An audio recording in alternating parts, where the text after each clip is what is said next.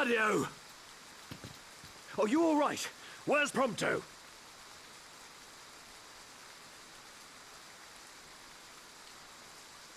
Well, what have we here? You... Ardyn. Oh dear. Was I that transparent? See you around, Cloud of the Stars. And hello, Darth Tyron. We're actually going to skip through this, just real quick. You know, Platty, I can't help but notice there's no donut on my desk.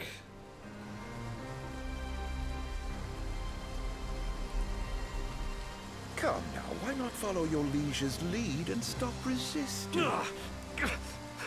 Never! You risked life and limb to safeguard the King of Kings, only to witness him fail so spectacularly. You must be so disappointed. Unhand him! I know I am. Oh, what good is a world that only ever lets you down? Why not end it all right here? No. You can't. Nacht!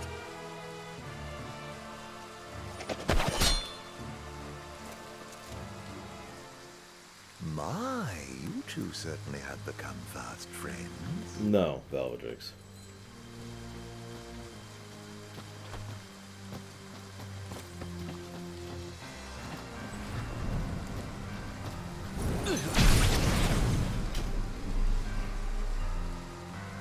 Good morning, Rax.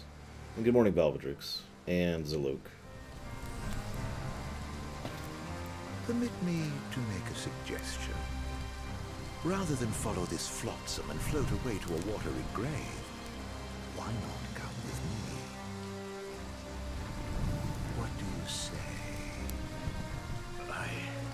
I choose darkness.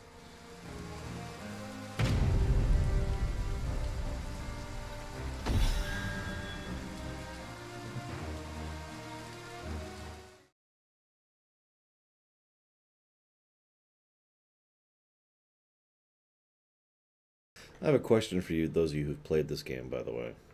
Especially you, Rax and Valvedrix, since I know both of you have. What do you think is the main theme, or the main themes, of vanilla FF15? Where are we? Oh, you have to ask?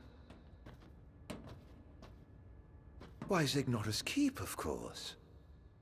Otherwise known as the current residence of your precious crystal.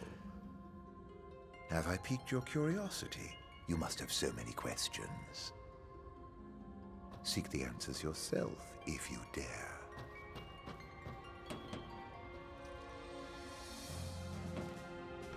I like Brotherhood. I'm hesitant on Sacrifice. Then he's brought me to Gralia. Like, I know that sounds strange, but like, This game. to me, Sacrifice implies you are sacrificing for something. But basically all of the sacrifices in vanilla are for nothing. Which is why I hesitate to acquiesce to that one. Brotherhood, I'm totally with you. I mean, duh.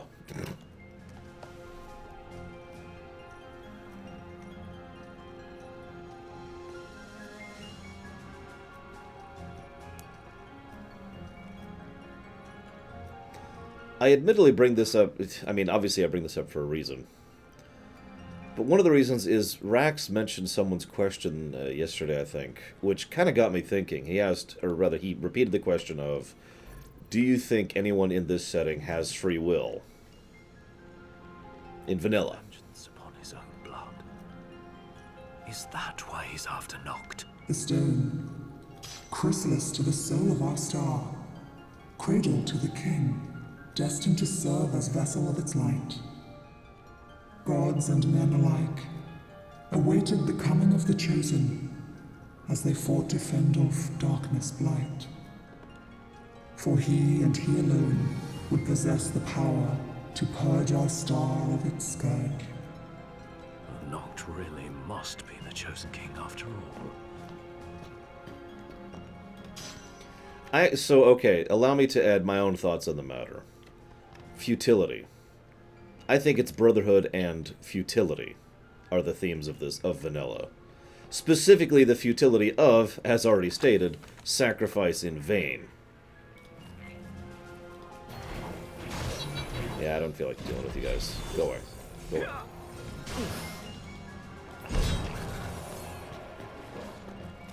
Go away.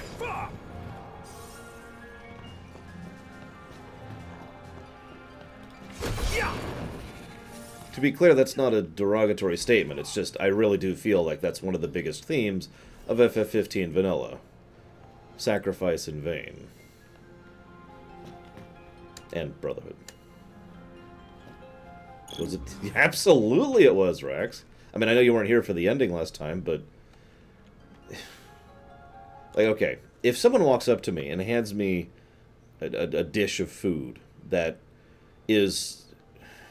I'm trying to think of a way to not put this vulgarly. It's grass. Okay, they hand me a plate of grass and say, here, have a steak. Like, I don't care how much the developers say that that's steak. They're handing me grass. But to further add to my point, and I've talked about this before, there's a very recurring trend of the writers and developers of FF15 basically trying to hand-wave away all of the problems with vanilla in interviews in an almost desperate tone. Like, some of the things they say just absolutely do not line up and do not make sense at all. You know, basically the oh no, it works because such and such, you know. So, to me, this is why I say that I feel like this is part of the problem with them being handed a story that wasn't theirs. Even though the writers say, oh yeah, no, the world's totally saved, I just raise my eyebrow, you know what I mean? Yeah, the world's fine.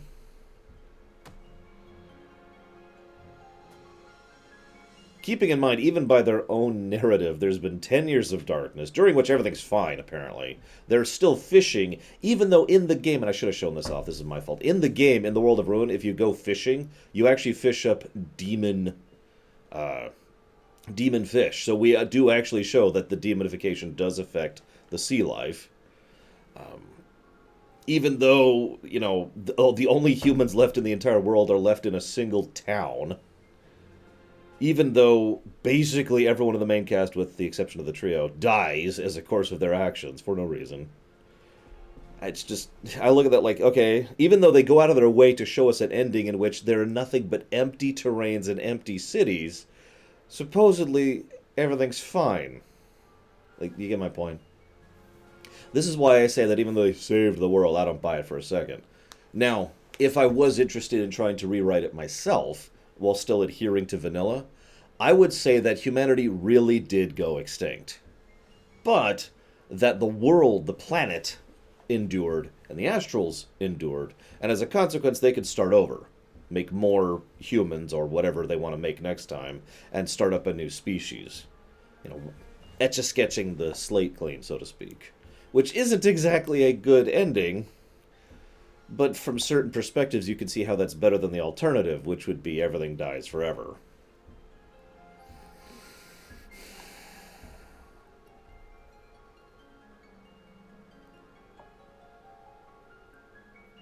That's an interesting idea, Dakota. So, in other words, the possibility that the miasma up top is actually literally an illusion, right?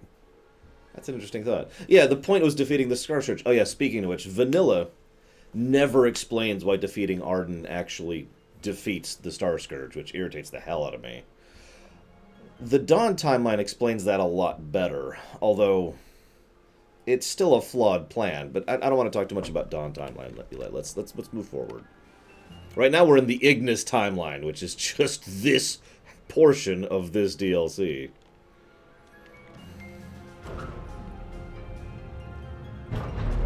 We still have our sight, because we never used the ring.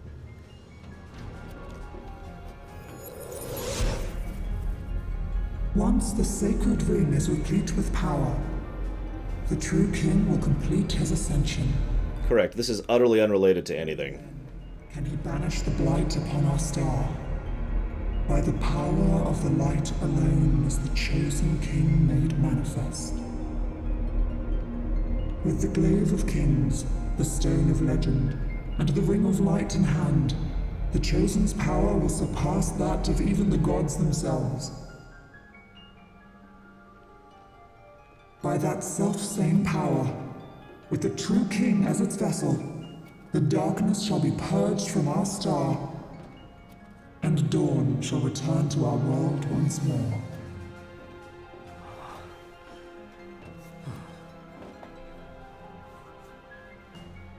Good morning, Lord of Mordor, by the way. And hello, Remedies Exion. I like that idea's look. Okay, today we're making Klingons.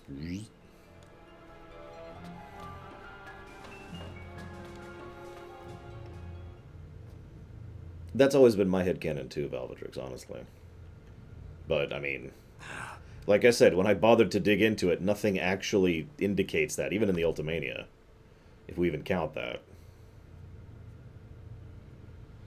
Funny you say that, Rex. Good morning, Octavian.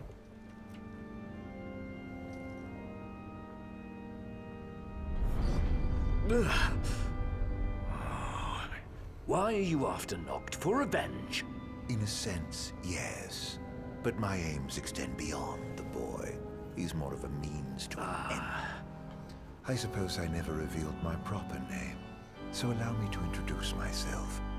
Ardyn, Lucis, Kylam. The Founder King? If only. No, that would be my dear brother, who snatched the throne and cast me into exile. I've never been called your majesty before. Would you do me the honor? My allegiance lies with the true king alone. Well then, off with your head. I got this, guys. I can take on Ardyn. That actually amuses me, Remedies Exion. Usually Takoida's the only one who argues I'm being too nice with my negatives.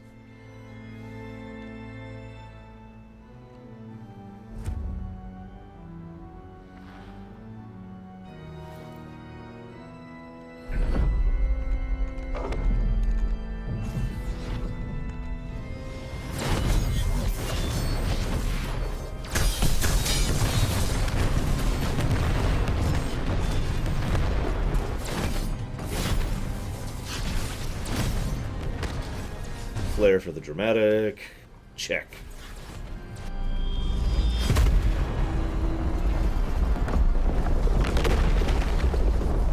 Well, that was using a different system, Zygmus. As I've said like 50 times, Secret of Mana Remastered was the first game I reviewed under this system, which is only like a year and a half ago at this point.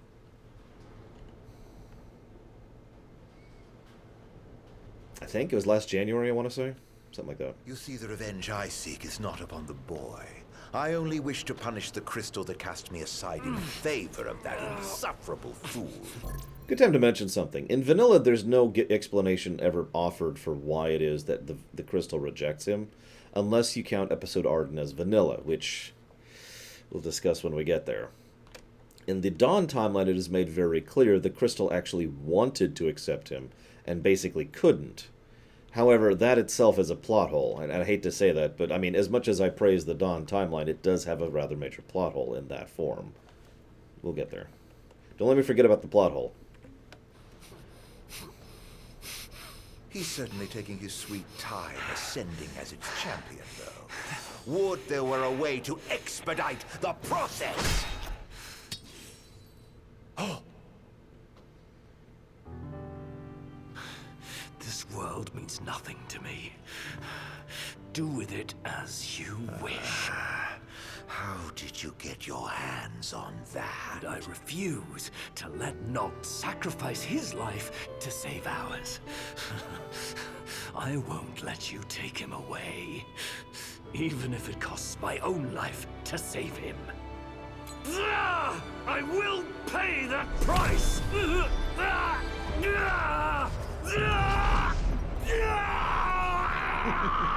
Take care not to hurt yourself.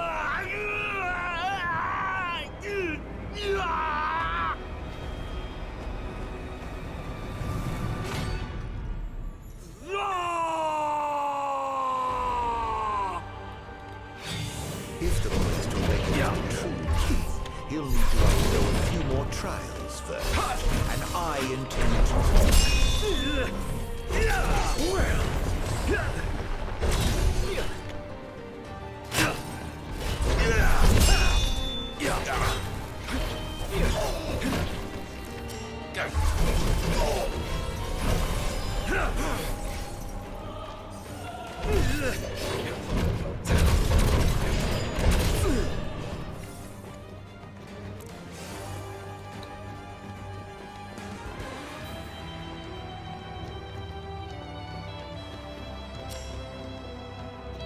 Very well.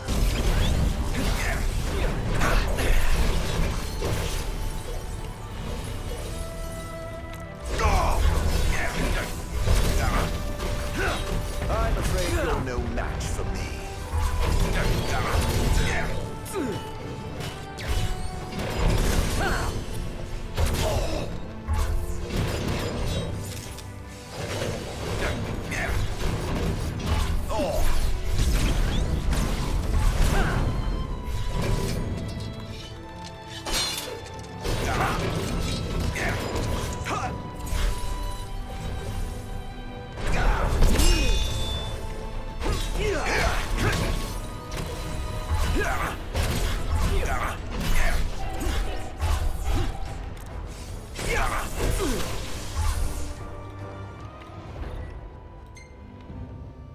Ah, crap.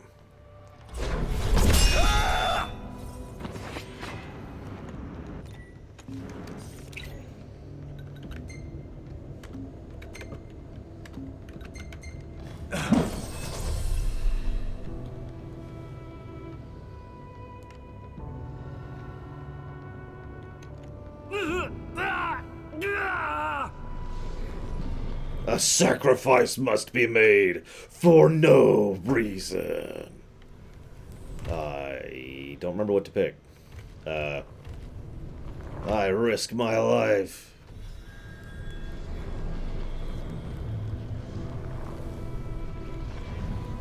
I think that's the one to do. I say sacrifice is game over, I feel like. And give up is obviously game over, so...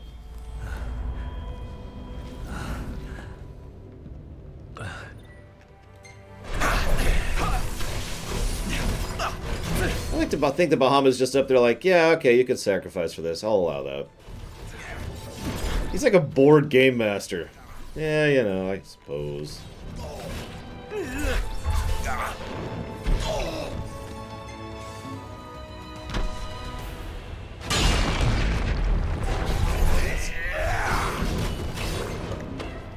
Cease this!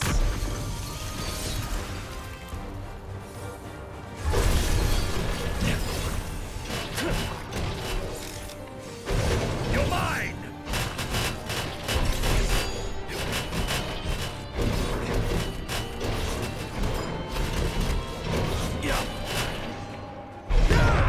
I can totally picture that's look. I can legitimately picture that. That's true, you gotta kill a pawn to make a queen, right?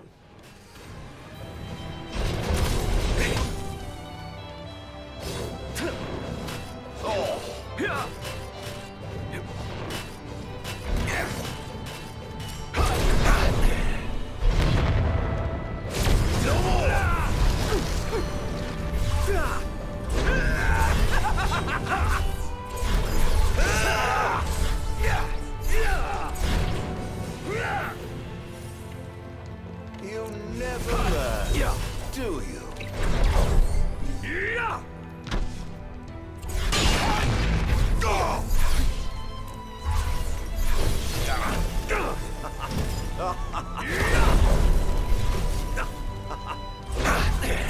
I actually agree on both points from it as Exion, although to me those are more neutrals than negatives. Absences of a positive, you know what I mean? Good boss fights would be a positive. Excellent overworld design? Positive.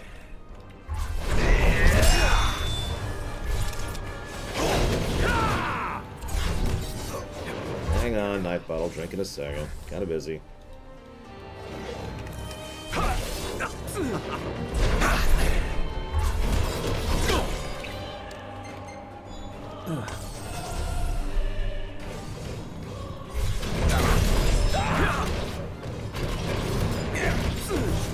Speaking of disinteresting boss fights, Ardyn has too much HP here. This is on easy, by the way, which I did on purpose because I know how much HP he has on normal. Right, let's go ahead and speed this up a little bit.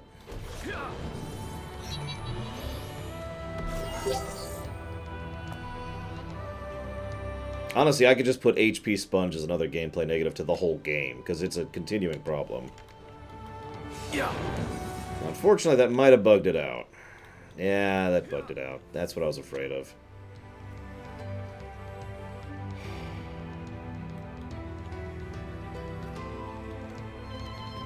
Well, shoot.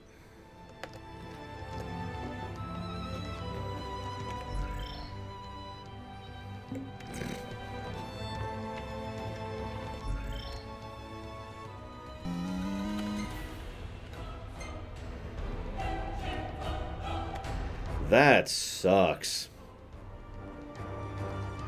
Oh, thank you very much, Eric Neo.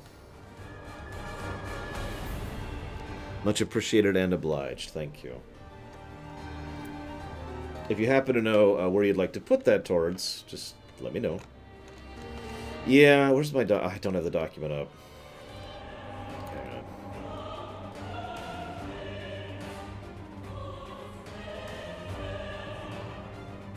Where's our gameplay negatives? That's going to sound awful, but we have to decide if this health sponginess is 1 negative or 2. I don't think I can do that next time. Like, I have no knowledge of a method by which I can do that. I suppose I could do this. Either way, the game is actually soft-locked here, so we're going to have to Alt F4. So...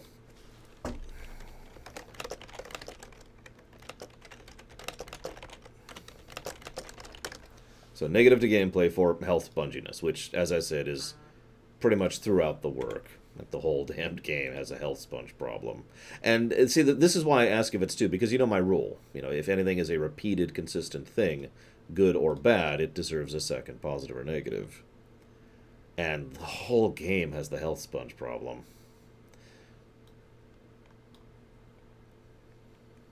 So what do you guys think? Honest question, especially those of you who have played this before. I mean, there's a reason I kept turning on the instant kill buttons. Like, yeah, okay, let's hurry this up.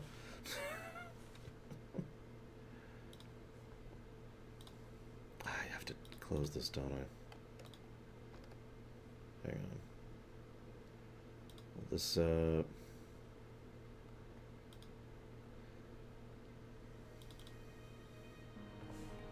I suppose a more valid negative might be the lack of interesting boss fights. There's a couple interesting ones, but, you know. Damn it, Bahamut! Stop crashing my game. It depends on the boss fight, Sergeant Joe Doug. There we go. Ah, you got it, Eric Neo. I actually don't have that document up.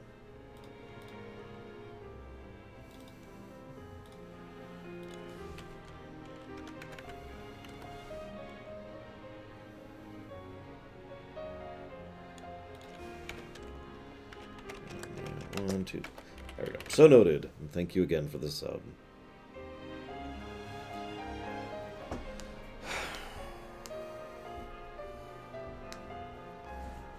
I mean, I actually agree with you, Rex. That's the only... So, Rex's point is the only reason this isn't an automatic for me. But the problem is... There are... It's hard for me to properly judge how much of a problem it is. I mean, the last time I went through, I did play through the whole vanilla game normally, and I did find that the health sponge problem to be an issue multiple times. But then again, there are several bosses which I basically have not been fighting this time through. Just deciding to destroy, you know?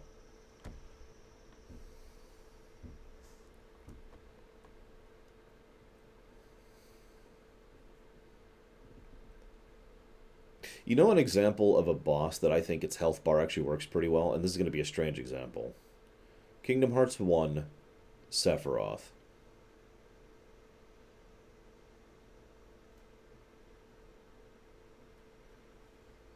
I mean, he had a pretty big chunk of health by Kingdom Hearts 1 standards, but you could not only blow through that with a reasonable pace, but as Valvatrix points out, he varies. There are phases to him which substantially alter the fight. And I can't skip this because it's dumb. Come.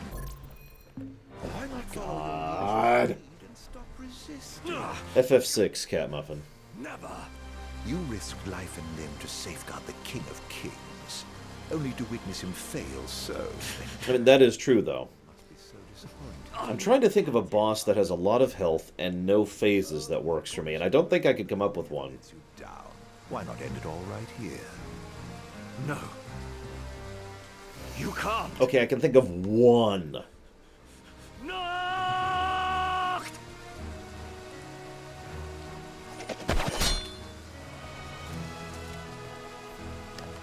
My, you two certainly have become fast friends.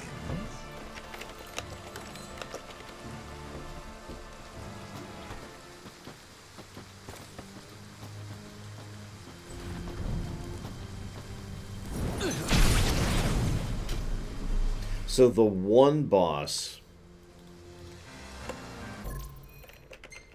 I can think of where he has a pretty decent HP bar, and it's basically built into the game or whatever, and it actually works for me, is Brutalis, which is one of the earliest bosses in Sunwell Plateau in World of Warcraft.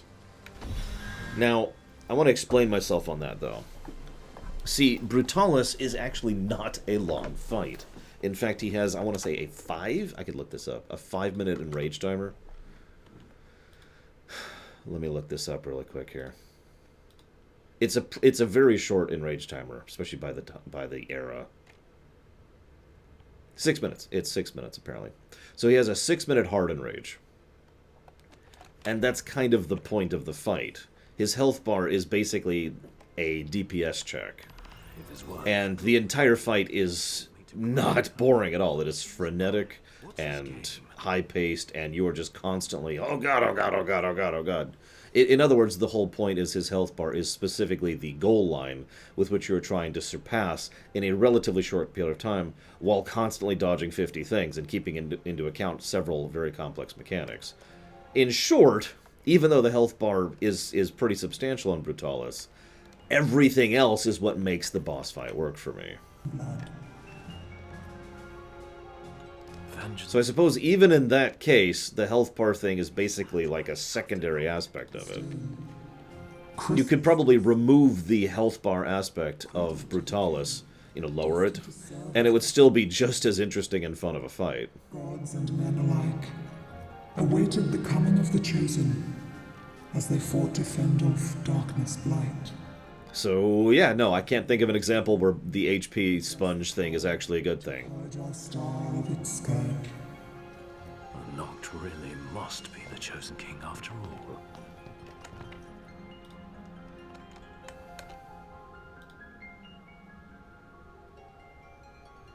Let's see here. Sorry, I'm making sure I have a couple things which I'm going to need. We'll put that there, we'll put that there.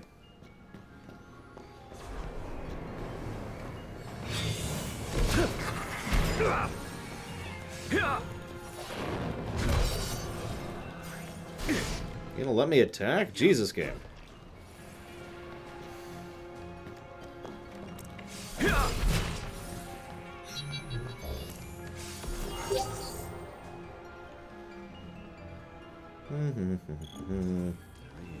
After him.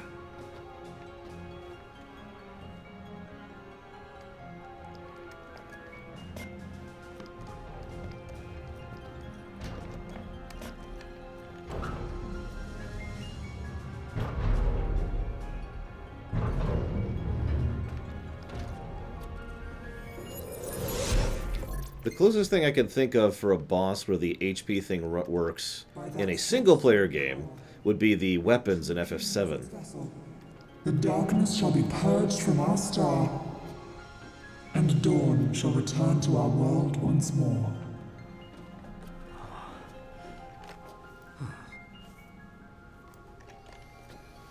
I know, right, Kay? Hi, Kay. And hello, Berserkero. I spent most of last night dreaming. It was one of those extremely normal, extremely lucid dreams. For once, it wasn't a nightmare, though, so that was nice.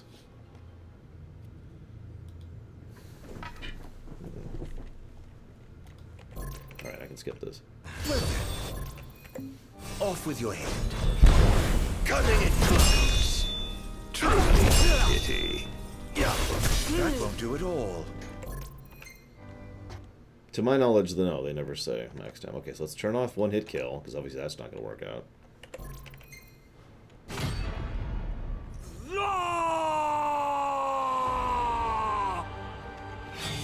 If the boy is to awaken as the true king, he'll need to undergo a few more trials first, and I intend to help.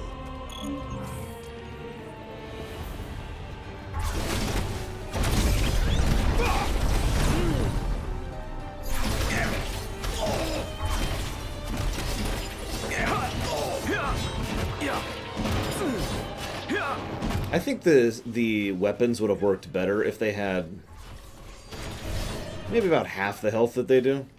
See, the thing is, I like the idea of them basically encouraging you to try new strats, but the problem is, to my knowledge, there's really only 3 strats. At least for Emerald, for example. One is the Quad 7 thing, which, shrug. One is the Ultima Mimic Chain, and the other is the Knights of the Ring, or Knights of the Round Mimic Chain. I suppose there's also Omni Slash spam, but that's not really that feasible.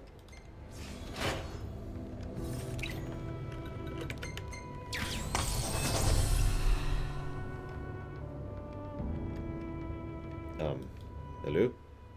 Ah, here we go. What do you guys think? Who is the most interesting character in Final Fantasy? Not your favorite, just the most interesting.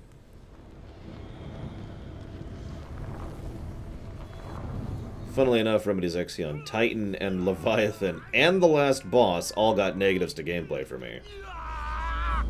Which I stand by firmly.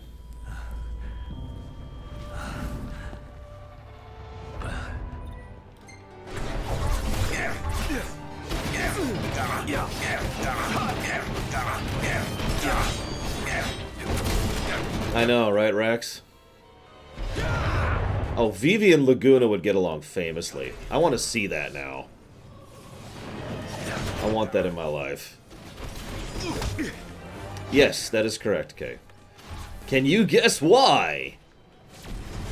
Use the power of your guessing to guess why we had to skip up to this part again.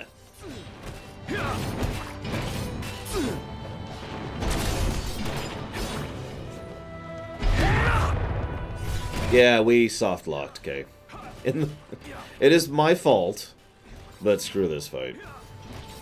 You're mine. Machin from 10, or Maichin, or however you say his name. That's an interesting pick.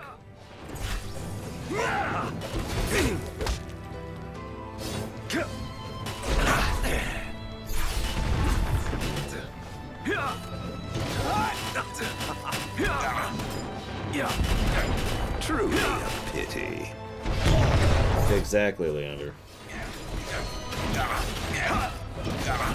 You'll notice we have figured out a cheat that works. I basically just increased my damage output by 10 times.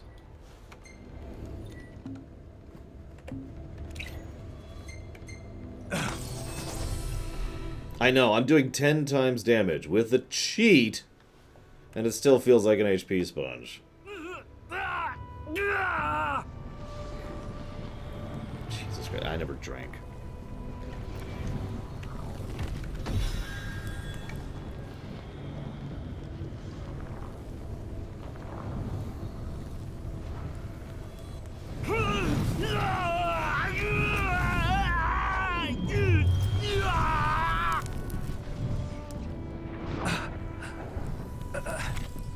I'd say the most powerful character across FF is either Exdeath or Transkuja. kind of a toss-up there. Unless we count lightning at full power, which I don't like to. Yeah. Yeah. Oh, we'll get there, Berserkero. Don't worry. We'll get there. Yeah. Yeah. Yeah.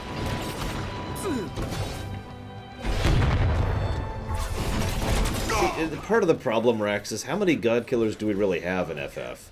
I mean, I know the old joke is we kill God with friendship, but how often does that happen in Final Fantasy? I'm afraid you're no match.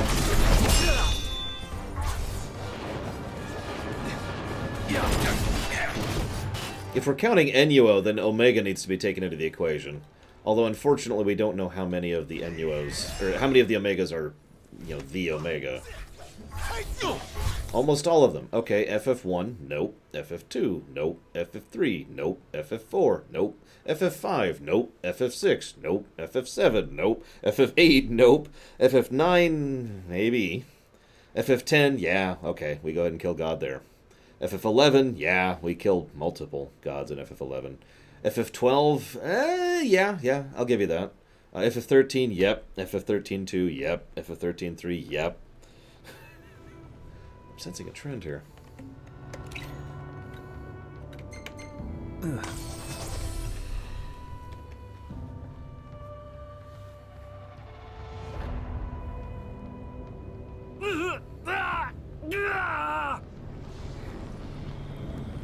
FF14, yeah, it's just a Tuesday. I mean, if we're counting the primals as gods in FF14, then yeah, no, we do that all the frickin' time.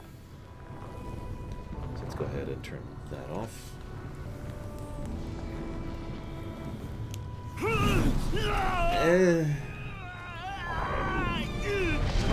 I've never actually thought of it that way next time, so that's up to you, I guess.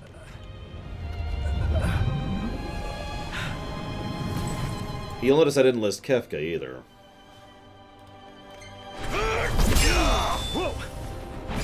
Do try harder. I'm afraid you're no match for me.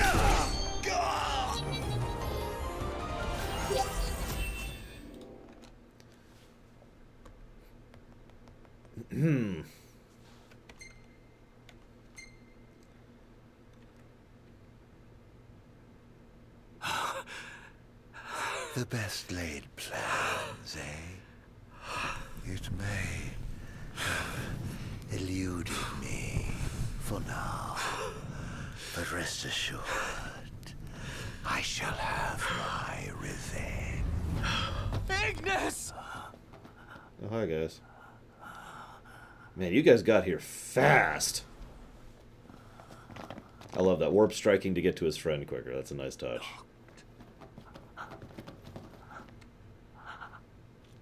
Probably Chaos, Valvedrix. How? Ravis. He lent us a hand, if you can believe it. What the hell were you thinking? How could we let this happen? How could I let this happen? This is all my fault. As a quick aside, just if I could mention something, you notice I've never complained about the ring damaging the people who uses it, because unlike most of the aspects of this game, that makes perfect sense to me. It's like, I mean, this is such a common trope. In fact, this is even a thing in real life. If you channel too much energy through something, it kind of starts to fry out the circuits, right? So he's just channeling a tremendous amount of power, and he doesn't have any of the divine chosen nature, whatever, to help him mitigate it. Yeah, he's overclocking, exactly. So this makes perfect sense. No. If I'm really some kind of savior, why can't I save the ones I love? Yeah, guilty as charged, Valvedrix. You guys have stayed with me this whole time, and all it's done is caused you pain.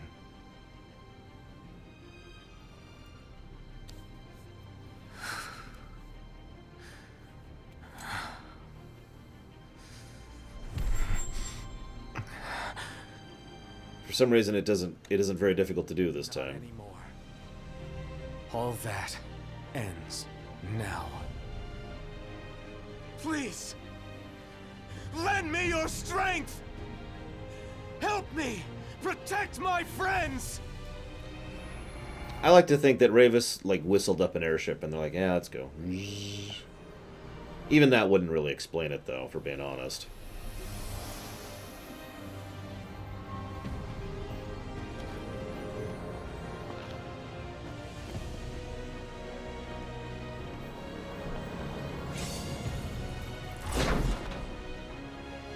Again, mundane use to get around.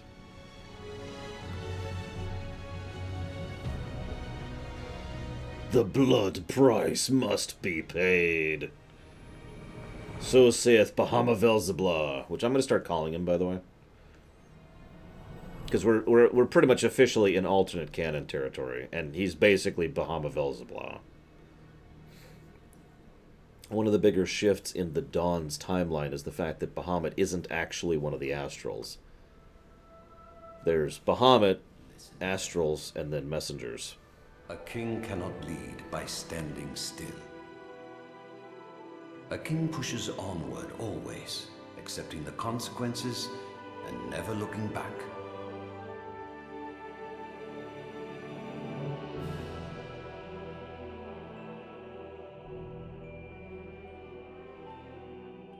Now that's interesting, Remedy. Do you mind explaining why? I know Valvedrix doesn't like the Dawn timeline, too. And I know preference is a preference thing, but I actually prefer the Dawn timeline to the vanilla one. Although that's mostly on the strength of it actually making sense. I wonder if I would like the Dawn timeline as much if it was the vanilla game. You know, if you're handed some rotten fish and then McDonald's, you're going to be favorably inclined towards the McDonald's, right? Depends on the game, Mr. Killmonger dies. Generally, though, I don't recommend that, no. I'm actually the guy who's usually under-leveled for sections. In FF15? FF15 is, and I hate to say this, but it is a pretty easy game. You don't really need to be all that leveled. In fact, levels don't get you much, really. It's all about the AP board and how you set up your equipment, and if you use Elemancy properly.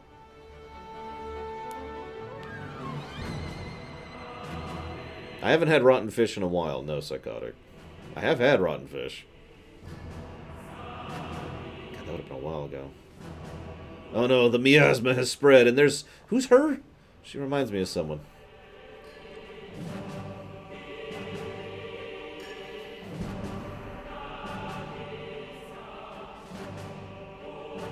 Why is this picture of a cup of noodles on my throne?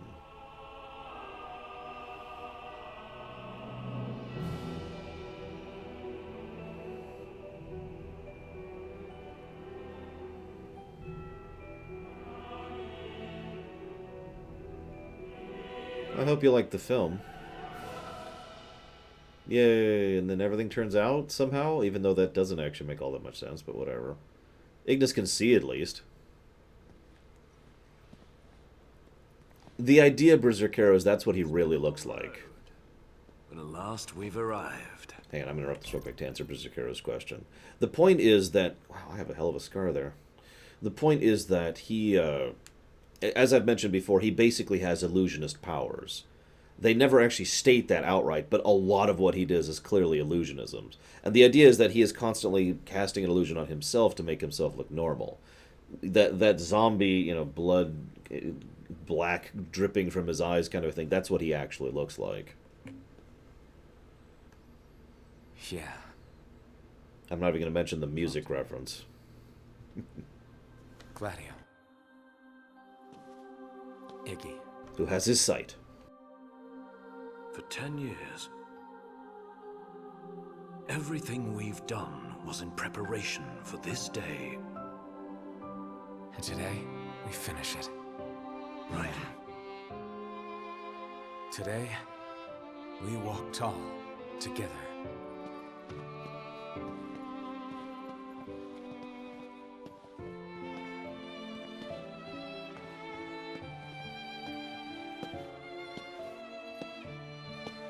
And we defeat Ravis, who is alive.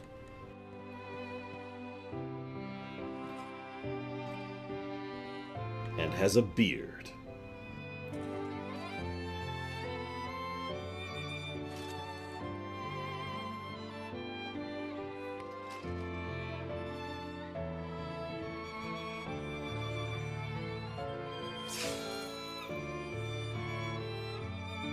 Wait a minute. All of them have beards except for Ignis!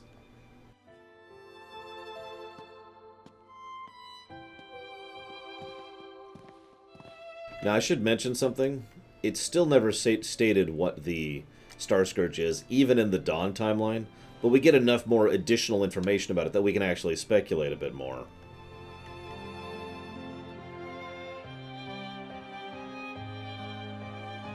Although, like I said, there is a plot hole there.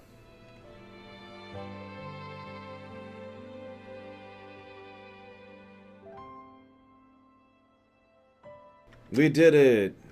It's off camera. And everyone lives, maybe. No, they don't. They all die. Look, this is a Tabata work. Everyone dies.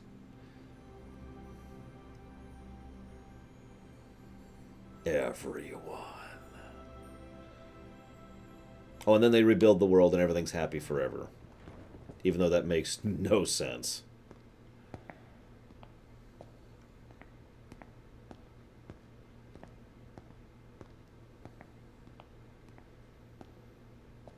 Everyone doesn't die in my works, just, you know, bit by bit.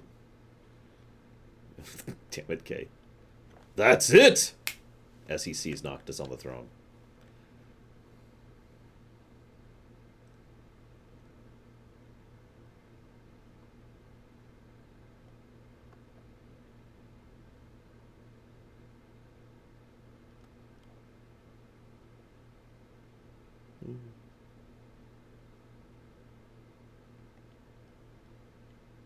So anyways, that was dumb. But again, that's basically just its own little side thing. Which, whatever. As I've said, that kind of opened the door for the writers to go ahead and write what was eventually going to be called the Dawn timeline. Now, so in order to properly discuss...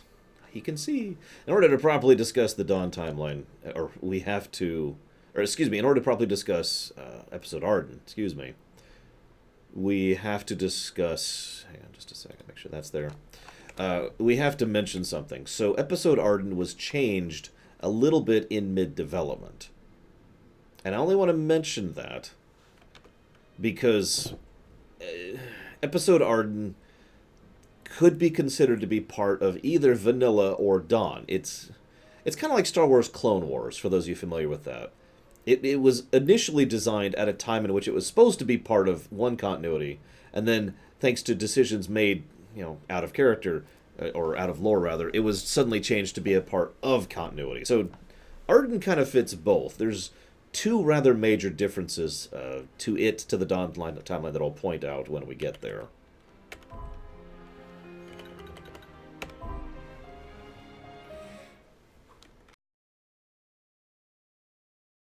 The biggest one being the ending. And for the second lore run that I have done, we will end the lore run with me reading something to you guys.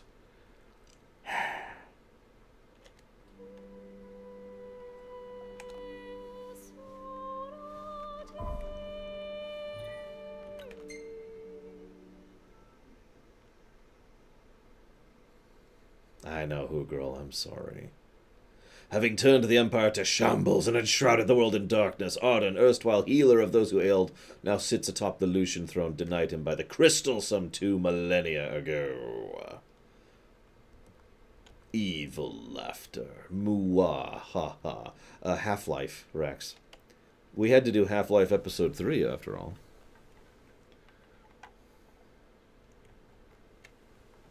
Nah, Arcus. I don't know anything about that.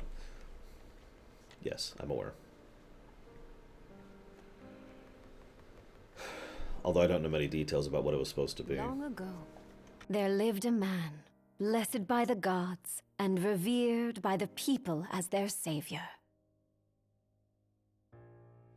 His name was Ardyn Lucis Kylum. And he was to have served as the first king of Lucis.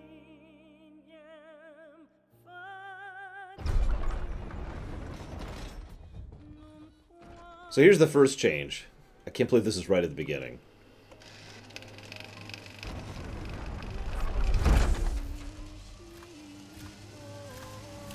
We'll talk about it later, though.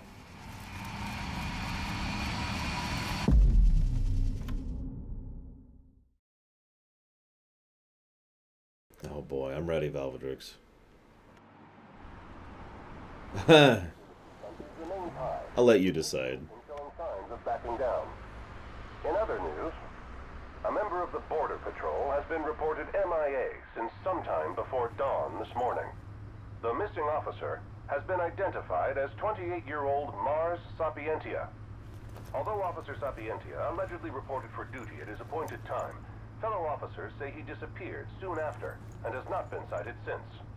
Officer Sapientia is a tall, fair-skinned male and was last seen wearing his Border Patrol fatigues. In case you missed that, that was Ardyn again. And again, we get that illusionist thing going. Anyone with information on Officer Sapientia's whereabouts are requested to contact the Crown City Police immediately. Hello, Pave Maniac. From the Public Information Bureau. Today marks the anniversary of the founding of the Kingdom of Lucis. The Founders Day Committee has prepared a number of attractions in honor of this auspicious occasion, including a parade around the Citadel as well as a statue of the Founder King himself. All are welcome and encouraged to participate in today's festivities. This has been a message from the Public Information Bureau. What about you? Now, on to the weather. Shouldn't you be looking for your buddy? Today in the Crown City, we expect mild Oh, and sunny no. weather with nothing but blue skies. I'm on The special Borderlands assignment. may experience some inclement weather, starting in the evening and continuing throughout the night. That concludes today's news and weather.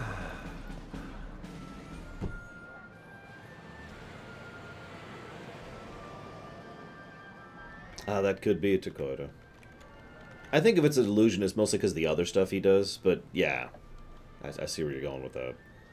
He's certainly a hell of an infiltrator. Home, sweet home at last. Welcome to the Founders Day Festival. In a moment, the parade will begin making its way through the city. King Regis is scheduled to participate in the festivities, circling the Citadel alongside the statue of the Founder King, Somnus Lucis Kylum.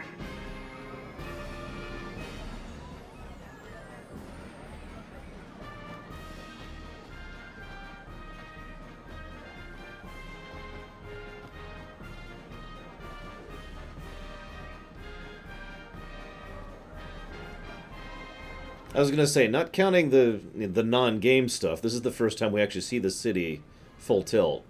We even get to see the shield being generated in the distance. So this is the city Somnus built on the back of his own flesh and blood. Just look at them, free of care and unaware of the war beyond their wall.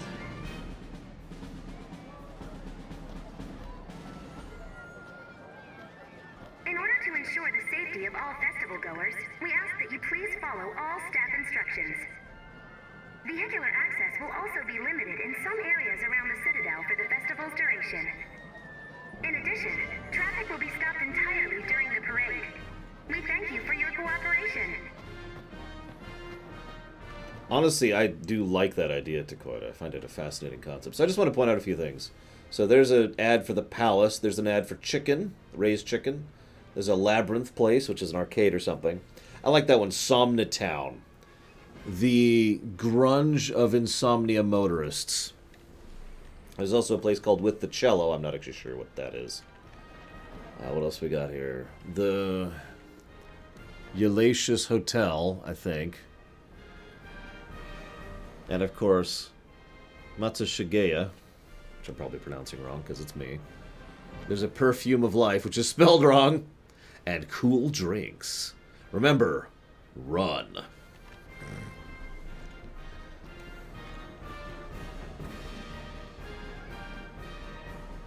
Oh, don't worry. I'll talk about Somnus and Era and, of course, Ardyn. since it's very relevant to the Dawn timeline. Since Era shows up again and the Dawn timeline's ending. Luna's dress is in the future at this point. Okay. Excuse me. What need is there to worry when brick and mortar blinds them to the suffering outside? That's right. Build up that hatred. When you feel so safe within. Build up the hate. What a life to live. Yeah, one interesting thing about Ardyn, he has a fairly normal body type, but he is tall. Like, he's over 6 foot. They actually give his measurements. I forget what they are off the top of my head, but he stands, like, head-to-head with Gladiolus. He's Carlian. Yes and no, okay. I mean... yeah, they do a decent job of trying to get across the scope of this place. Even though we only see it briefly. Not every day you get to see the king's personal bodyguards up close. They're so cool! I want to be a royal guard someday.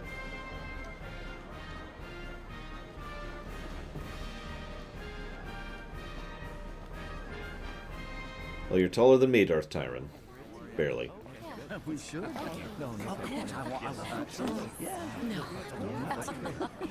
Absolutely. Now, let the fireworks begin!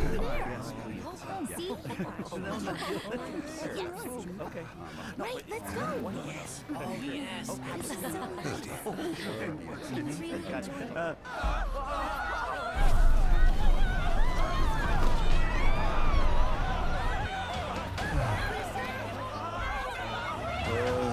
Cursed be the waving wings of the gods. What?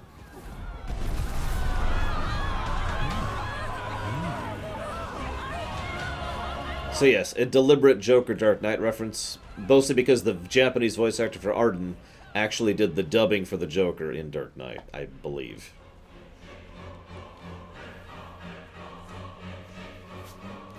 They could have done that better, though, if they were going to go for the full reference. Have him go, ha!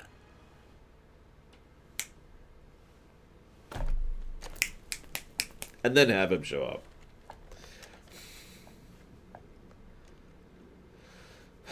Spirits are high in the Crown City. Somebody is celebrating. Oh my gosh, Ardyn is interrupted with their reverie with wreak havoc. First reflecting on the thoughts that brought him here. Sorry, I can read that quickly, but I can't read out loud that quickly. I gotta truncate it a bit. Hi, Era. Ardyn. Oh, Ardyn. You can't expect me to believe that. Oh, but I do. You have my word. Well, in that case... Small touch. First of all, I love Darren DePaul. Second of all, Darren DePaul does something with his voice when he's voicing Ardyn, and I don't know the proper term for it, but it's when he adds that kind of cadence that I'm doing right now with my voice, where it feels like it's vibrating a bit. And I mentioned that because he goes out of his way to stop the vibrato, or what the hell that actually is, when he's voicing him here. Just a nice little touch. You look exhausted, my love. Are you all right? I am. The gods bless me with a power and a purpose to cure people of what ails them. I must see their will be done. Because no one has free will in vanilla. Devotion shall not go unnoticed. The gods will doubtless be watching over you. Just as I shall be watching over you every step of the way. It seems to me the cure for your exhaustion is comprised of two things, one of which is rest. Oh? And the other? Is me. No, I don't mean to sound unkind, but this is already a better dynamic than Lunafreya and Noctis had. In my opinion. Like, this is actually sweet. Always. Mm-hmm.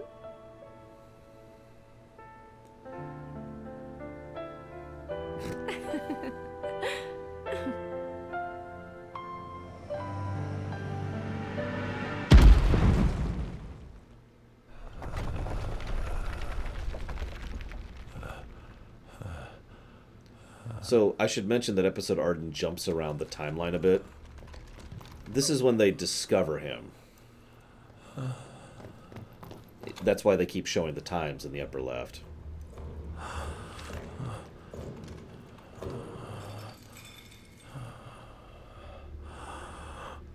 Can I just say that he's basically impaled on hooks attached to chains there? Just picture that for a second.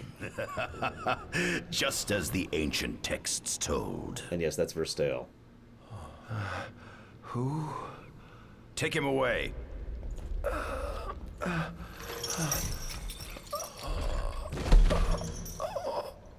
Yeah, this... Oh. I do too. Young Verstale having Prompto's-style face makes perfect sense to me. For obvious reasons.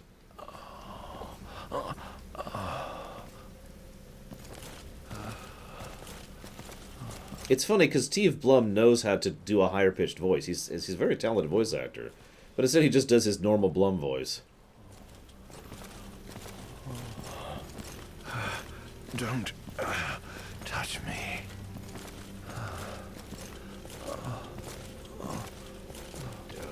Do it. Status report. Everything is fine here. Roger that. We'll transport the subject to your location. And we'll have the medical team ready as planned.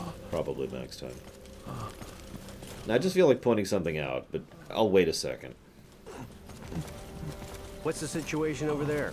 Nothing to report. We're just...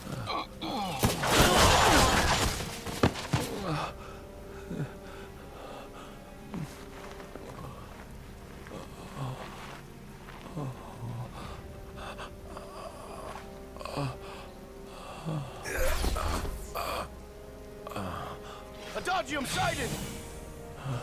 Adagium? Get it back in the cell. No matter what. We can't let that thing off this island. Make sure I have no cheats on. Yep, no cheats. We're good. Stop. Cease this. Cease this. At once! So, hold up. I want to point something out because this is relevant. You'll notice that it was nighttime, and they weren't really in any particular fear of demons. And I point that out because this is, even though the Star Scourge still existed in the 2,000-year gap, it was completely under control. Demons didn't start spreading until this event, basically. So Ardyn enters Overkill when his HP falls to 0. Well, in this state, his attacks deal more damage, but his HP falls every time he takes a hit. When his HP falls again, then it's game over. Again, no cheats on. I just one-shot that guy legit.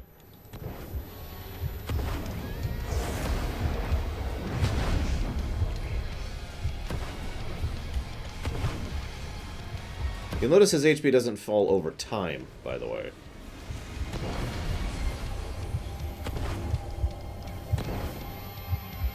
Why is this guy way over here?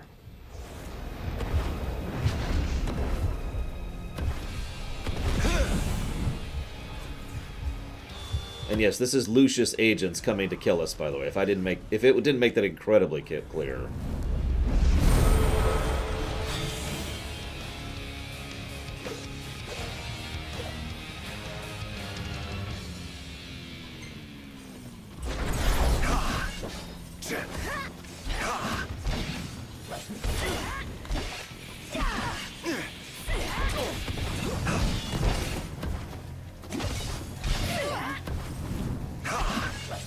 Just kind of emphasizing how much influence Lucius had back then, that they were able to actually deploy, some of their best agents this far into Niflheim territory.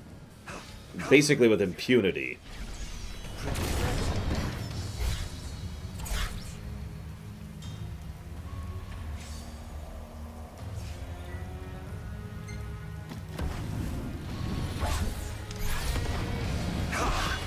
So have I mentioned that I like the gameplay ideas of most of the DLCs? This is probably my favorite overall gameplay concept.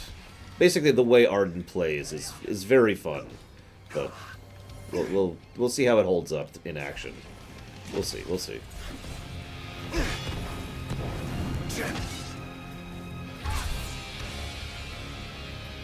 I guess this is Angel Guard Island. Never mind. Never mind. Ignore me. I'm dumb and stupid and idiot.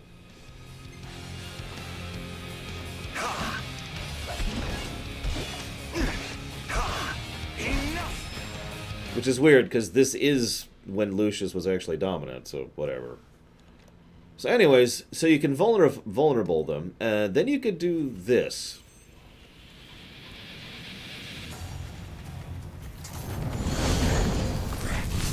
What sins must I atone?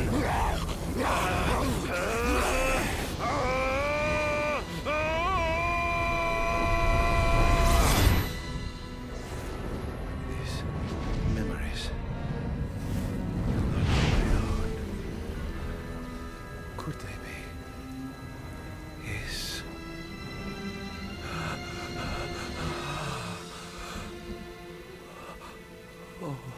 So yes, he can demonify people. Which, in addition to all the other things it does, takes their memories and makes them part of him. Didn't purge him of the scourge. I bestowed it upon him. Incredible. His power's unbelievable. Hey! Yeah, no kidding, Dakota. You notice of all the things I disliked about FF15, Ardyn's power level was never one of them. And this is kind of why.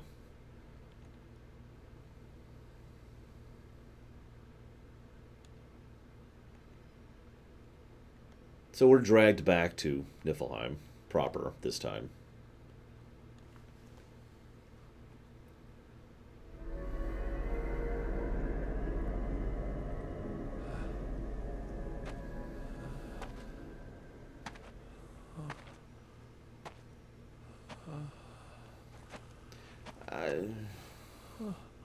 I have a theory on that, Dakota, but I don't know. I like her dress better, too, than Linefrey's. Somnus. Forgive me, brother, but the throne seats only one. Gods, no! Ardyn.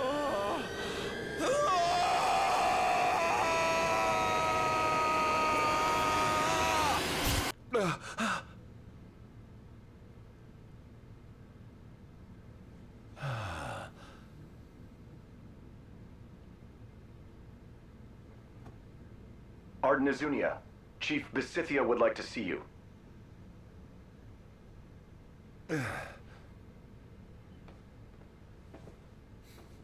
Hey, the magic creatures are like dun dun dun dun dun dun dun dun dun bum bum bum bum. I'll stop.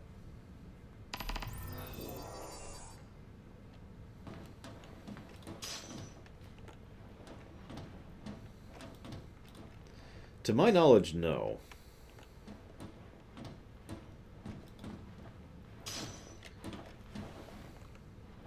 Yeah, I'm gonna have to actually look at the data log, unfortunately. 15 negatives to gameplay. We don't even have access to Dissension yet.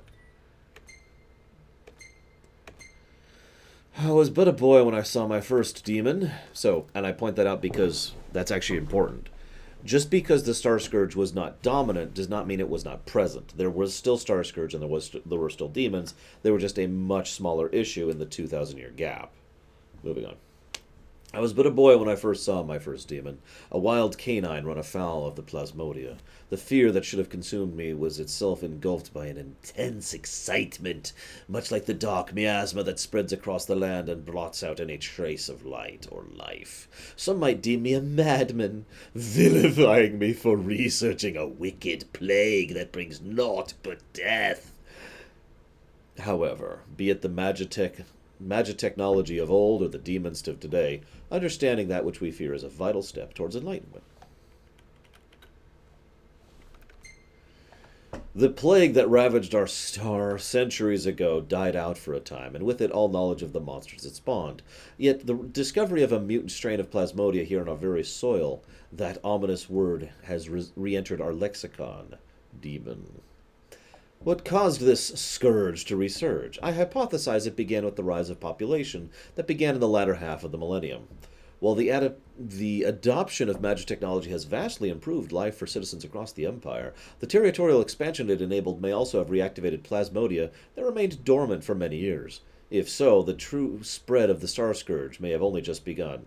Now, I could be wrong, but I think that's actually the first time they actually, in-game, call it Star Scourge. I could be wrong about that. They call it the Darkness, or the Scourge of the Star, or the Black Plague, or whatever, but they actually flat out call it the Star Scourge there.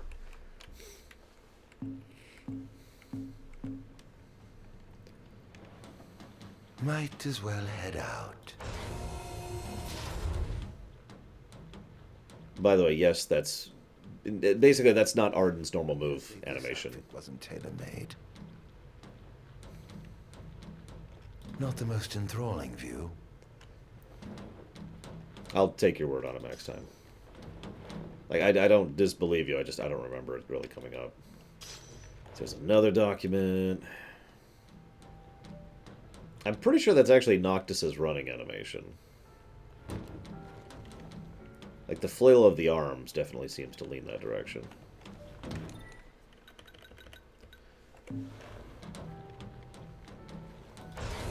It wouldn't surprise me. In fact, actually, you remember the Bahamut scene they patched in? It could have been there. Come, have a seat.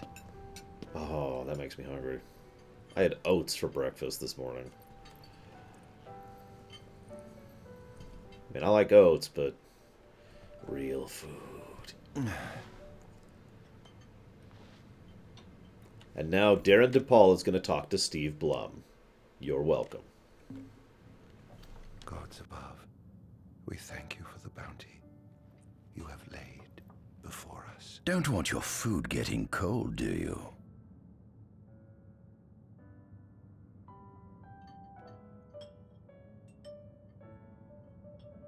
Are you enjoying your stay? No. You've been asleep for years. Learning to appreciate the waking world will take time. Perhaps I can help enlighten you while we dine.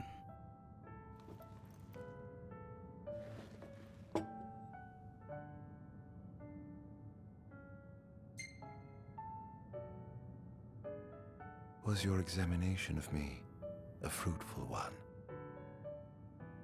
Oh yes, you've proven far more fascinating than expected. No wonder they kept you locked away. To think the powers of a demon could dwell within the heart of a man, it's incredible.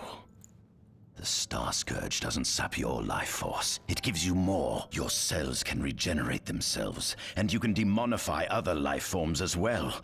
There's no doubt you are not a monster, a marvel.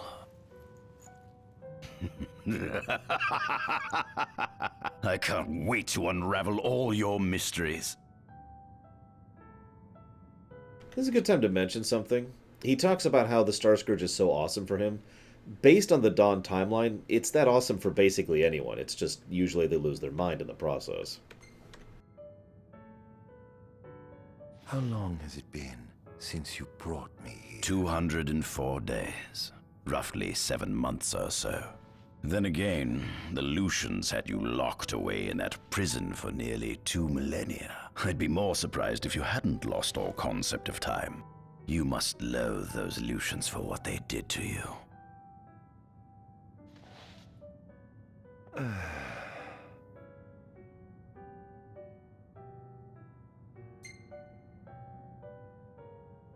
What is this food? Meat, cloned in this facility. Cloned? We cultivated somatic cells, used them as donors to fuse the nucleus transplant cells to the recipient oocytes, and then we... Enough! I've no ear for the ramblings of a lunatic. What is it you want from me, anyhow? What about me interests you so? You said it yourself, didn't you? You were chosen by the gods. And frankly, with powers like yours, I'd say you're nearly a god in your own right. We need those powers that you possess. With your strength on our side, we could finally put an end to the gruesome war with Lucis. You too must desire the fall of the kingdom that cast you into exile. My desires are all in the past. The man who wronged you may have died long ago, but his descendants live on to this day. Surely you must bear them some feelings of ill will. My feelings are none of your concern. Yeah, I was gonna say, now I can. It didn't let me when I walked in. Just double checking.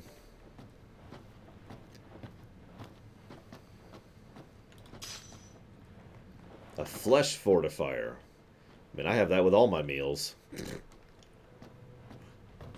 Call it meat.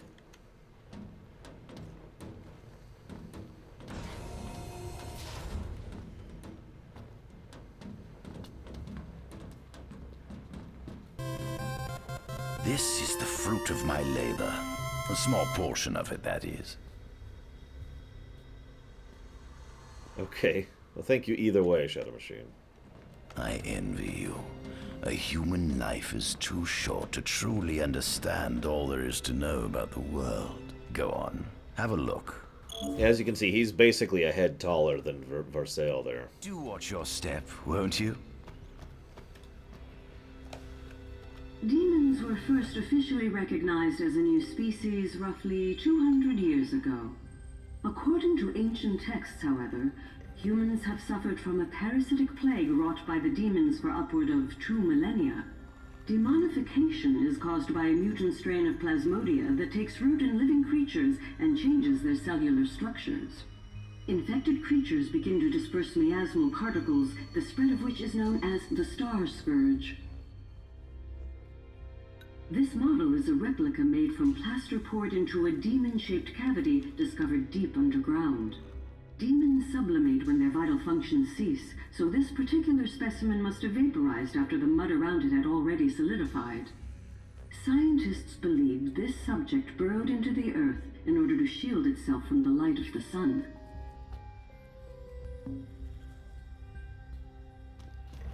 I don't know if it's deliberate, Valvidrix, but it certainly feels like it, even though, well, as I already mentioned, it's kind of ridiculous.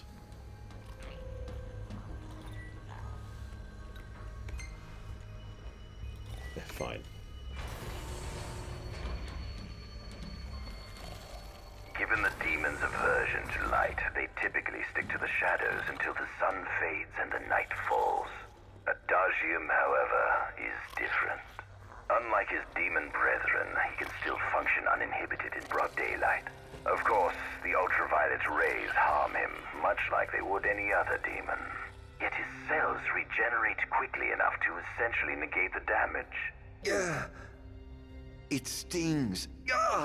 Like the light of the sun. Perhaps I'd best cover up.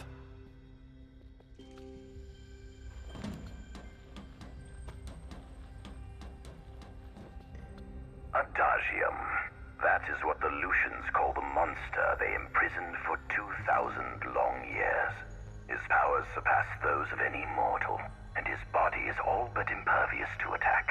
It's no wonder the Founder King sealed him away on the Isle of Angel Guard. He undoubtedly feared this monster might challenge his reign. It seems fortune smiles upon me. Though the Lucians kept him locked away for 2,000 years, I've managed to secure Adagium for myself. The raging winds and stormy seas may have cast all others away, but the waves parted for me that day and led the way. While I've yet to conduct any official research, the potential he proved in combat was most promising. I estimate his powers easily surpass anything mankind has ever seen. Perhaps this streak of luck has just begun.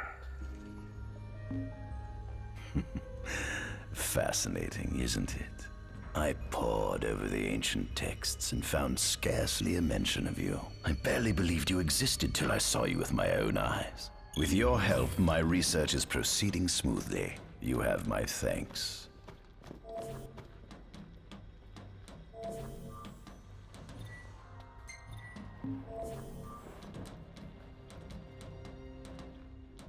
this is our world? It has been estimated that Eos came into existence some 4.5 billion years ago.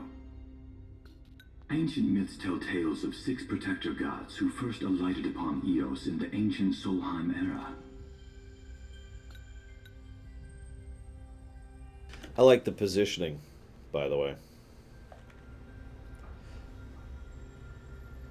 Let's see. Shiva, Ifrit, Titan. Hang on. Shiva, Ifrit, Titan. That one's Bahamut. Leviathan. No, that's Leviathan. Excuse me. So one of those two is Bahamut. Ancient myths tell tales of... Whoop. Sorry. Fossils thought to be remains of the oldest members of the human race were discovered in the Pistala region. Some claim that humans discovered fire in the Sukarp region even before the dawn of the Solheim civilization. According to legend, the fire god Ifrit first bestowed his burning wisdom upon a man who later sat the throne of Solheim. The mechanized civilization of Solheim is presumed to have originated in the Diskai and Klain regions. Exactly when the civilization rose and fell, however, remains the subject of much investigation. The enormous crevasse separating the regions of Klain and Duskai is known as Telpar Crag. It is here that the War of the Astrals is said to have taken place. When Ifrit tried to reduce mankind to ash, the other gods fought back, and some claim this clash caused the collapse of Solheim. That's the second major change from the Dawn timeline, by the way. Just to make sure, so in case I don't remember to say it, in the Dawn timeline, that was a war between Ifrit and the other 4, and Bahamut, who was a faction in his own right in that war. We'll cover that more later. It is said that Ifrit, having lost the War of the Astrals, was interred atop the Rock of Ravito. After the war, the ice goddess Shiva allegedly sank into a deep slumber. Of course you follow me. They all do. I'm going to play that one again so you can hear it. After the war, the ice goddess Shiva allegedly sank into a deep slumber, nestled in the Goravas Rift of Volup. There we go. Thank you very much, Race Cat. Much obliged the donation, as always. Although, you didn't leave a message, so I can't comment otherwise. Other than with stabbing, obviously, so... To this day, no one knows what became of the blade god, Bahamut. Oh, hey, they say it. Bahamut. Also known as Bahamut. Or Bahamut Velzeblah, if you prefer. The earth god Titan can be seen supporting the meteor at the heart of the Disk of Kothis in Duskai. As for the storm god Rama, legend has it he sealed himself away within Fosha Hollow in Duskai. The sea goddess Leviathan disappeared in the wake of the war. Some say she swam below the waves and slumbers beneath the city of Altisha. Some 2,000 years ago, the gods granted Somnus Lucis Kylum 2 gifts. The sacred stone and ring. With these in hand, he founded the kingdom of Lucis. In the centuries since, Lucis has managed to expand its territory while struggling to suppress a parasitic plague. As of ME 722, Mor's Lucis Kylum sits the throne as the 112th monarch of his line. Regis Lucis Kylum is King Mor's firstborn son, and first in line to succeed his father. I'm going to ask a dumb question. How many stars are in Suikoden? Either way, I am appreciative, Race Cat, although you haven't told me what you want to put that towards. Hello, Kohai. Oh, God. Kyaoji? I'm sorry, I'm probably mangling that. Welcome to my stream. We're just having fun going through the Ardyn stuff, and then we're going to talk about the Dawn timeline right after that. 108, okay. I was just curious if there was a lineup, since there's 114 kings, and the 114th king is the one that, you know, is Noctis, the one that actually ends it. And also the final king. Angelgard, off the coast of Golden Key, is an uninhabited island that Lucians regard as sacred ground. Ancient texts tell of a monster known as Adagium supposedly sealed away within, but investigations into its existence have yet to provide conclusive evidence.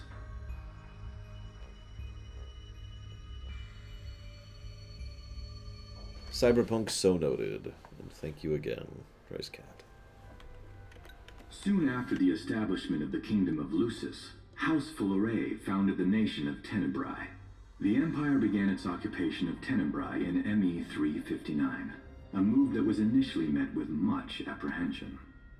In order to assuage the dissenters, the Empire preserved the Oracle's home of Fenestala Manor. This concession was partially made for political purposes. House Fleuret enjoys close ties with the line of Lucis. The Accordo Protectorate has developed into a bustling league of towns at the heart of maritime trade. In ME 606, the Empire won an important battle against the allied forces of Lucis and Accordo, and in turn, annexed the Protectorate. The country is steeped in traditions and cultures that are incompatible with Imperial rule, so the Empire has permitted it a measure of relative political autonomy.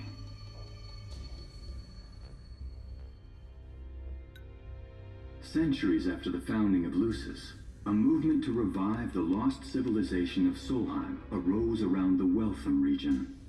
Leading the charge was House Aldercapt, whose brave deeds brought about the rise of the Niflheim Empire. The Empire built upon Solheim's magic technology and employed it for military use. This new firepower helped the Empire fell its foes, taking Tenebrae in ME 359 and Accordo in ME 606. As of ME 722, under the direction of Emperor Aedalus Aldercapt, the Empire is developing new arms fusing magitech with demons. Vestiges of the ancient Solheim civilization can still be seen in the ruins of Piteous and Steeleth Grove. Several ancient structures also dot the forest of the Fall Grove that encircles Castlemark Tower. Excavation of these various sites is currently underway. In ME 501, during an expedition in the Ulwat region, the Imperial Army discovered a new species known as demons.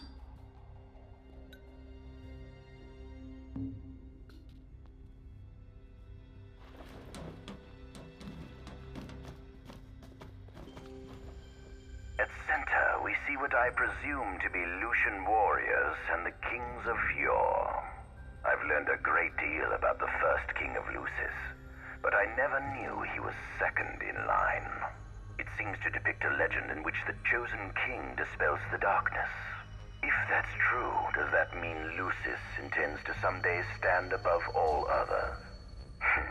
Their trifling tales mean nothing in the face of our superior technology. Only we can restore balance to our world. At the top of the painting, we see the Oracle herself. The bloodline of the Oracle is one of the oldest in Eos, originating with Eromirus Fleuret. Only they possess the power to commune with the gods. This painting depicts the Oracle as some goddess of light herself. She'd doubtless prove a powerful ally if she could be persuaded. On the sides of the frame, we see the Hexathian. Conspicuously absent is the traitorous god of fire who started the Great War of old. Perhaps developing a deeper understanding of the demons will bring us closer to comprehending their divine counterparts. But what if I were to find a way to combine those two disparate elements?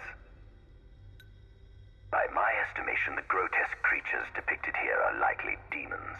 Could this mean these monsters will be harbingers of the apocalypse? If only we could find a way to harness their power for ourselves.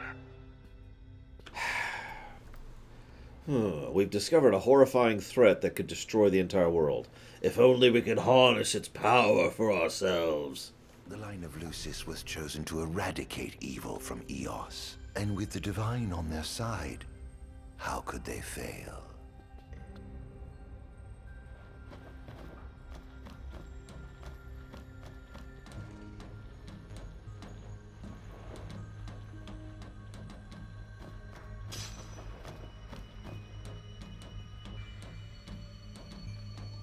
Very safe decision, I agree. Only the sane would choose to... Now, I say the ones who wouldn't harness the apocalypse are the ones who are insane. And now for even more reading. That's what you're here for, right?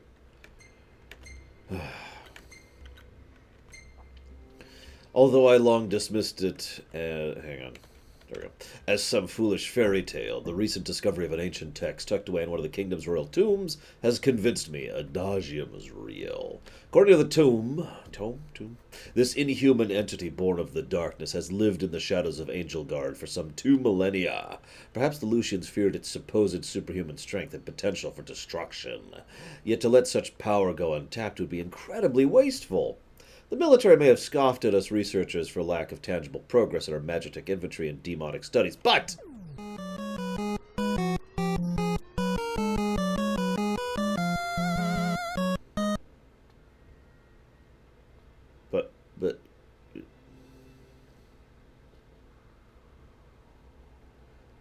I completely lost my place.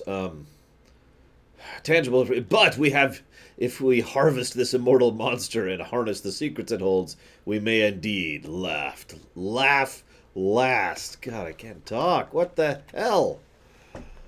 Who was that? It was Cannibal. No, Cannibal, why? Why would you do this to me? Ugh. Thank you, Cannibal.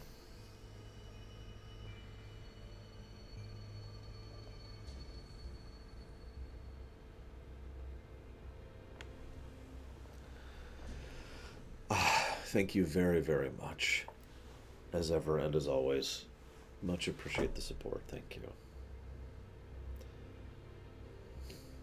Although, you didn't tell me where you want to put that. There's gonna have to be stabbing in our future.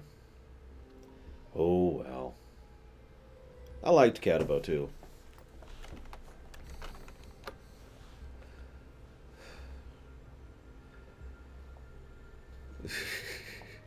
Well, congrats on the paycheck, Catabo. I hope your job is going well. Acting on a tip we received from a friend in the private sector, we have sent an excavatory expedition to the top of the Rock of Ravito. Unlike the immovable Archaon at the Disk of Kothlos, the body of the Infernian should be unobstructed and ready for transport, assuming our team can reach the peak, that is. Legends say the Infernian bestowed the gift of fire on mankind in antiquity, and his burning wisdom helped forge the foundation of what became the civilization of Solstheim. And, with his fabled power in my grasp, I shall take the first step towards divinity. 'Tis a wondrous day indeed. And eventually, I will be able to... I can't even say the joke without laughing. Eventually, I will be able to achieve my true life's goal of being a giant mechanized caterpillar. Oh. Of all the gods above, the least is known about the Draconian. Neither a tutelary deity nor a regular fixture in written records, the Blade Keeper has left behind nary a trace save for his name.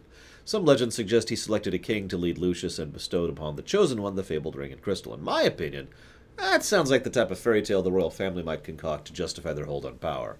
But perhaps we can explore the matter in more depth by paying a visit to Lucian's confidants in Tenebrae. I've made a discovery, both startling and astounding. The monster, known as Adagium, is none other than Ardyn Lucius Kylum, older brother to the founder king of Lucius. Words cannot describe the sense of elation that enveloped me, knowing I was able to converse with a creature who's lived hundreds of years. His powers do not cease to amaze me. Not only can he absorb the demonic miasma into his body, but he can pass the plague on to others as well. He also claims to have gained a glimpse into their psyche when doing so, reliving their memories, so to speak. If this is true, it seems this man has been blessed with both eternal life and unlimited wisdom. He's a god himself! The god of the new world! Oh, sorry. The Lucian soldiers' reliance on their monarch's magic is nothing new, nor do I expect the armed forces to switch up their strategy in the near future. It thus stands to reason that we ought to devise a plan to inhibit their abilities by whatever means necessary. I've given much thought onto the idea of suppressing the Lucian's magic, and while it might be some time until we have a working prototype, I believe we should have a fully functional jamming device added to our magitek arsenal before long. Further combat data would certainly help speed along the development process, especially data related to the divine. What a thrill it would be to take down a god using one of their helpers. The team we dispatched to Talpar Krog has returned with a fascinating report. Their landing craft came under assault by a flying dragon as soon as they entered the valley. Upon hearing their story, I could not help but recall a passage I once read about the legendary Blade Master, which stated he guarded the Founder King with his glaive in hand and dragon at his side. That would mean the creature we encountered has been guarding that gorge for nearly 2 millennia. And if any of these Lucian legends have proven true, perhaps the kingdom's fairy tales are more than mere rumors after all. Even the whispers of the Undying.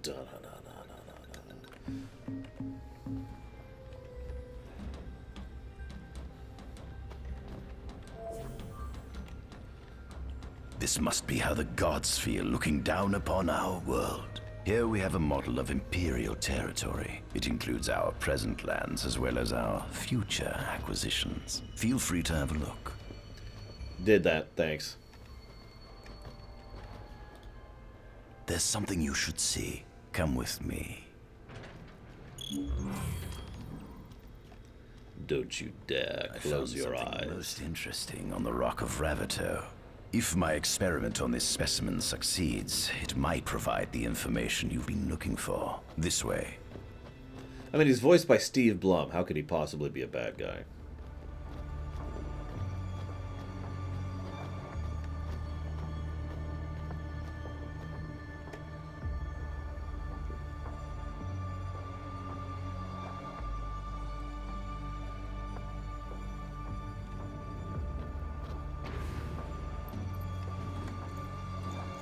Is that?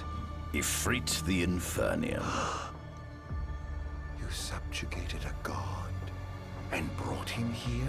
He was sound asleep, just like the legend said he'd be, so we put him on ice. Do you think you could turn him into a demon?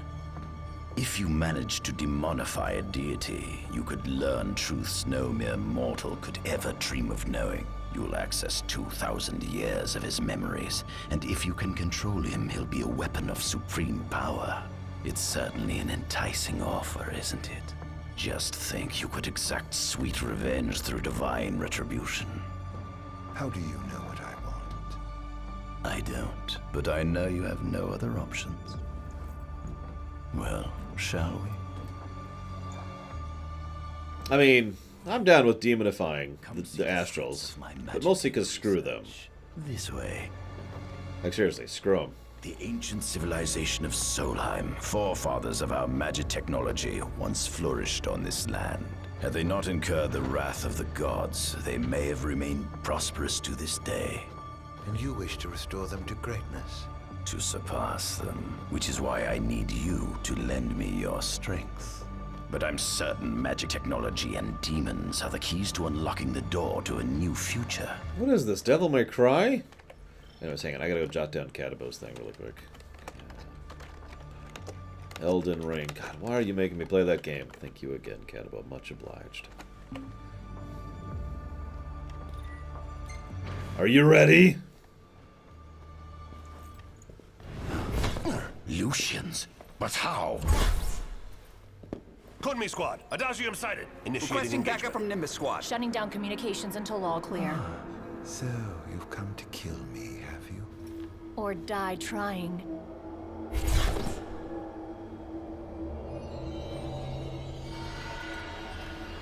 Just as you humans are right, though I may be gone, my name is on the mountain parts of the soldiers.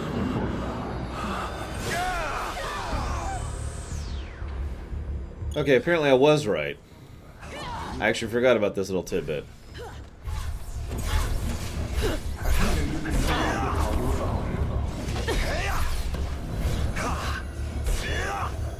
Take this!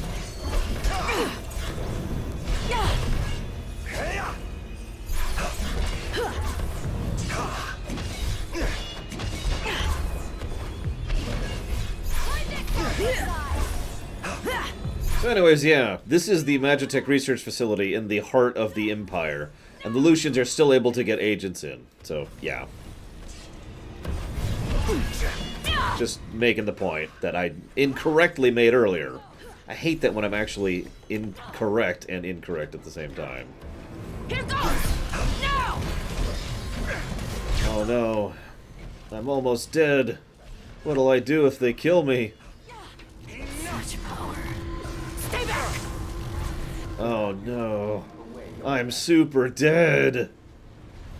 Wait. That's right. No, I actually become much stronger when I'm super dead because I more or less literally have limit breaks powers. So, Such power.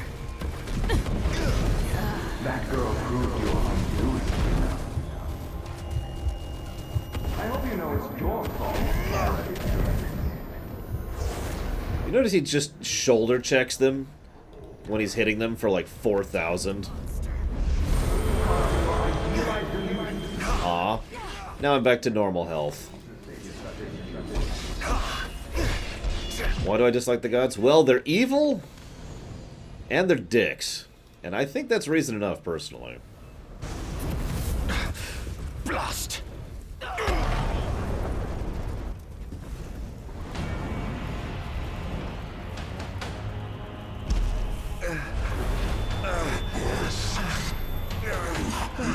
Thanks, Lucians. Appreciate it. He's alive. Must stop him before he destroys everything. Ugh.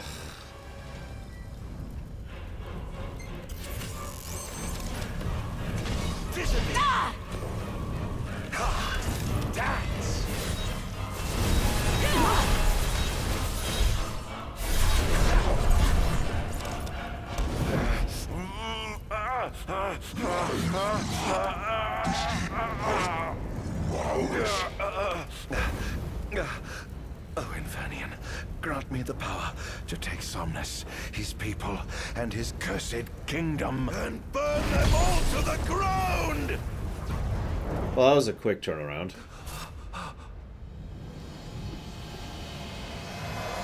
No!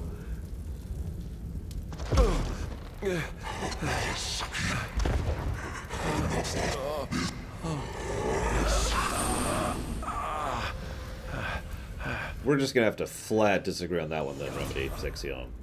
The gods and all the FF13s are quite evil, in my opinion. With only a couple of exceptions. I was the one chosen to be king?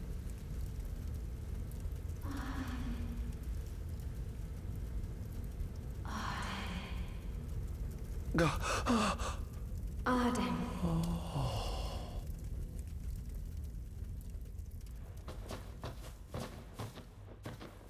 You know, we spend a lot of this game stumbling. You ever notice that? Ardyn. Era.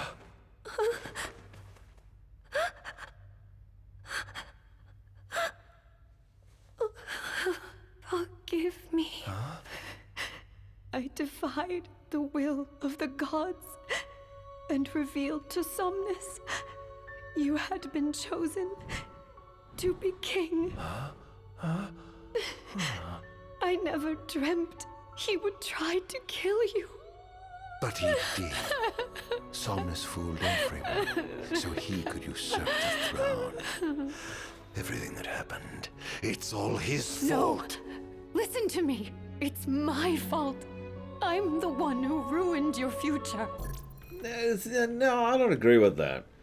You accidentally and innocently did something which caused you great harm. He deliberately and malevolently did something that caused great harm. This was divine retribution for my sins. You've no sins to atone for. Gods! Answer me! Why have you burdened us with this fate? Era! Oh no! Era! Please! In the names of the gods above, fulfill your calling, Ardyn, and punish me for my sins. Era. Kill me. That's right. Kill her. Put that monster out of its misery, just like I did.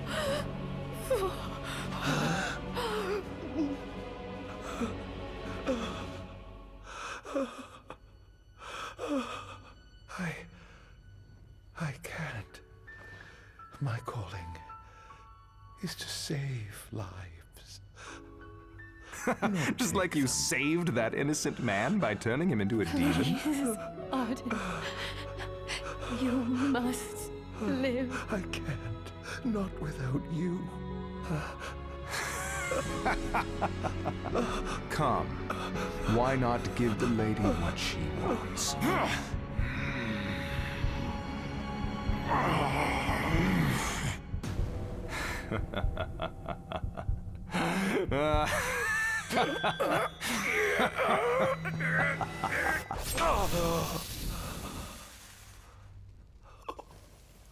Once again, you've failed to save her. I've actually never been good at button mashing, even as a kid. A monster can do naught but destroy.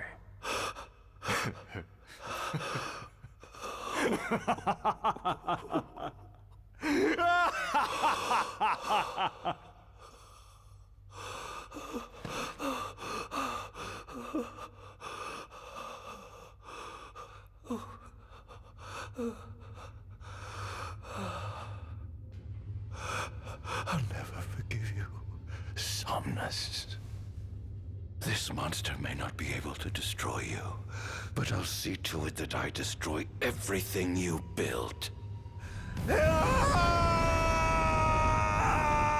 Oh crap, he's a source now. Gods above, no longer shall I supplicate you for pardon.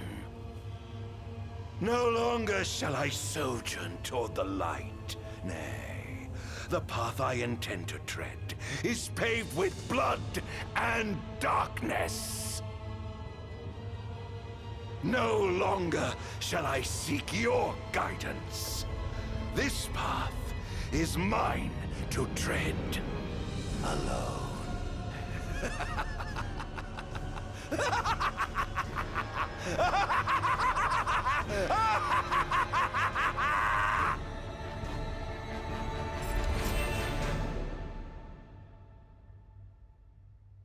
Well, thanks, Obama. I mean, Somnus. The Empire's demonic experiments bore fruit before long, precipitating the production of a Magitech infantry. As recognition for his contribution to this research, Ardyn Azunia was inaugurated as Imperial Chancellor. Thanks to its newfound firepower, Niflheim managed to break the stalemate that shackled the nation for more than 100 years, and, in turn, forced Lucis to scale back its magical barrier. The untimely passing of King Mors ushered in the era of a new monarch, and the young Regis Lucis Kylum succeeded the throne. Have a good sea trip, Chemic. Meanwhile, Ardyn began to spread the Star Scourge throughout the world, stealing people's memories and learning as much about the kingdom as he could. See you around next time. Those memories began to merge with his own, gradually transforming him into a wicked echo of his former self. And now, at long last, the time for his revenge has come.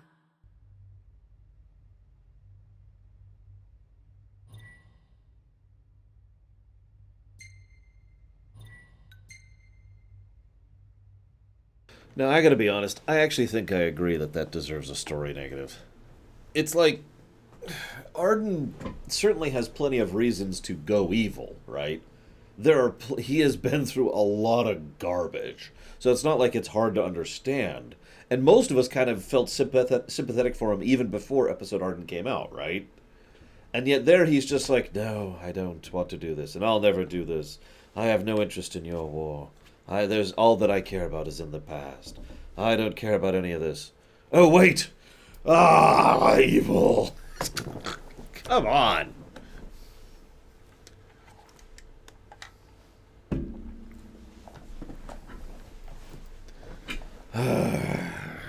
Sigh.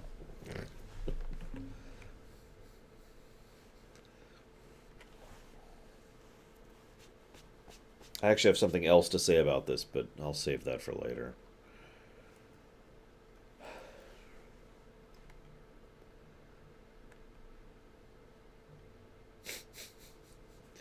Well, that's just a Tuesday for me, Valvedrix.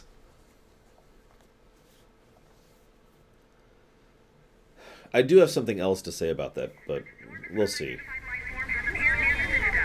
Meanwhile, in the past, but the more recent past. Testing, 1, 2, 3. Is this thing on? Greetings, people of the Kingdom of Lucis. Do forgive me for interrupting the festivities, but I must tell you, this day of rapturous revelry shall be your last. Call it divine retribution. False kings and fraudulent nations are fated to perish. No, Kamek.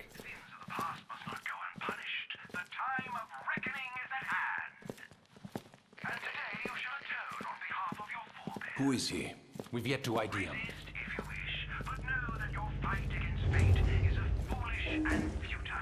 Whoever he is, it's clear he wishes us harm. Yeah, maybe if you hadn't tried to kill him over and over and over. Put a stop to this madman. Like, I'm sorry, you kind of called this one on yourselves. Set to work.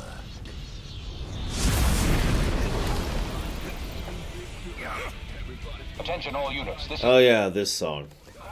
Yeah, we should be fine. Just like we were with Devil May Cry. under control. Everyone feels dead. Wonders of technology. Do. If I get muted for this section, I'm actually gonna be kind of pissed. Whatever. Identified the creature? Not yet, but we believe it to be demonic in nature. A demon. Actually, it's funny you say that, Valvedrick, since we have actually removed that limitation at this point. The Vanguard will take care of the giant. Absolutely, sir. The Crown's Guard is almost wiped out, sir. Target is still on the move. Special forces are on the way. Try to hold out until they arrive. Oh dear, you look like you've seen a ghost. Yeah, I don't get this music choice at all. But I mean, I don't even like this kind of music, so maybe that's part of it.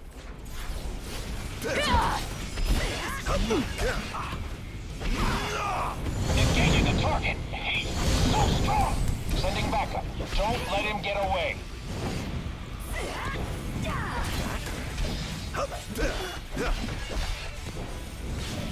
Not bad. It's over. So anyways, oh, hi, sorry. I didn't mean to leave you alive, I apologize. Let me fix that. Oh, for God's sakes.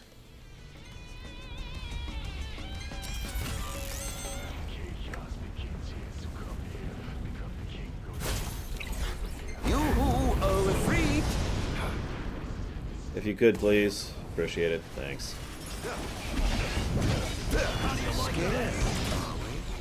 Currently engaging the target. Sir, I don't think he's one of us.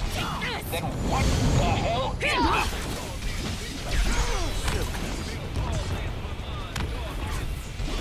This is going to hurt. I mean, you identified me on sight earlier. I mean, then again, you were probably specifically hunting me that whole time, so whatever.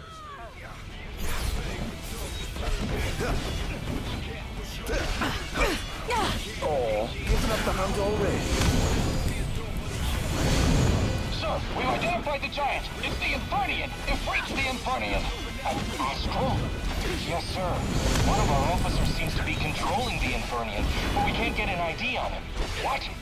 Find out who he is at once. There's that illusion thing again. There seems to be some kind of disturbance. What's going on? Why, whatever do you mean? Now I need you to locate and destroy the devices amplifying the wall. As you wish. Just sit back and enjoy the show. Now, where in the world might those dastardly devices be? Okay. I've marked the location of all the devices they're using to amplify the wall. They seem to be positioned on rooftops around the city. Find them and destroy them. Yeah, I have a feeling they have... Did that seriously just say Bavel? No rest for the wicked.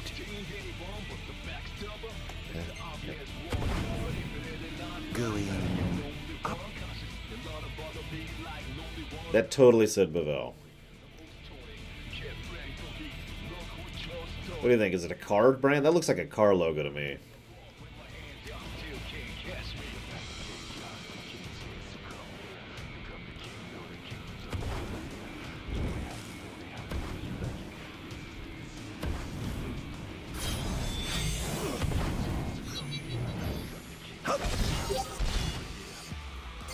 Destroy the thing you're already halfway through destroying to destroy the thing.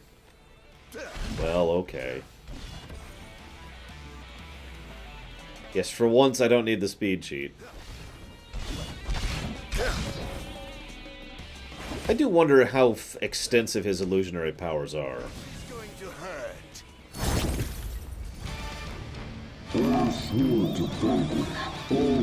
Really? Alright, whatever. Oh dear. The kingdom's defense budget is surely nothing strong. Let's get this over with, shall we? That's strange.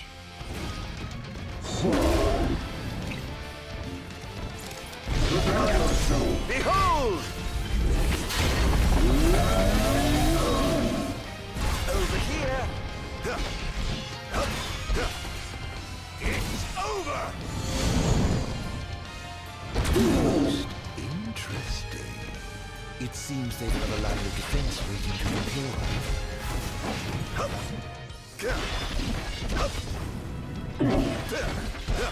See you around, Darth Terran.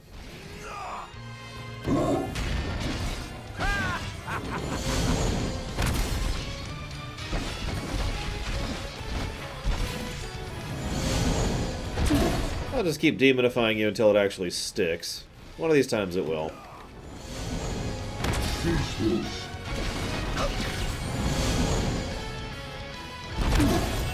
There we go.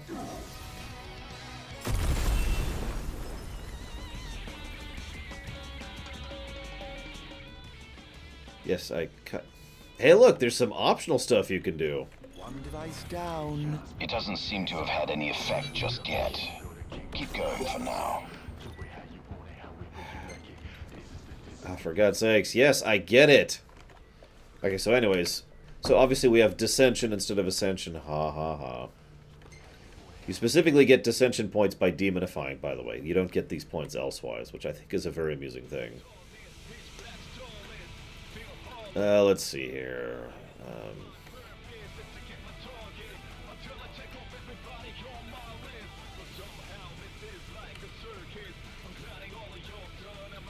Let's go and grab that one. And that one. What? Oh, my bad. Never mind. And I suppose... get some generic ones. After all, we need to demonify as many people as possible.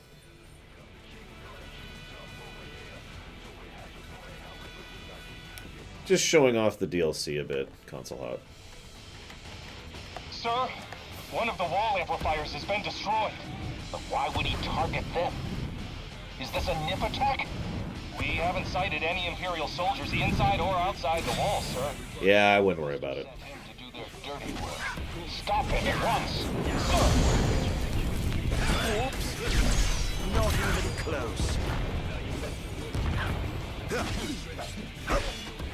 This is going to hurt. That was thoroughly disappointing. Begin the attack! You know, if you guys had left me alone, I'm just saying, I might not be killing your entire society. And destroying the entire world. I don't care what the developers say, we kill the planet. Well, humanity at least. So congratulations, humanity is destroyed because of you jackasses. And I suppose Verstale gets a lot of the blame too, so whatever. Oh dear. You know, the best part is each one of these people we demonify like this doesn't actually die in lore. They become a demon. So, you know, that's neat.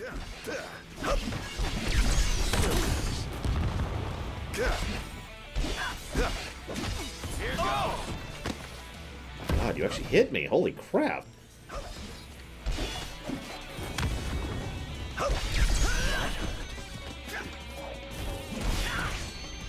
Target acquired. Commencing elimination.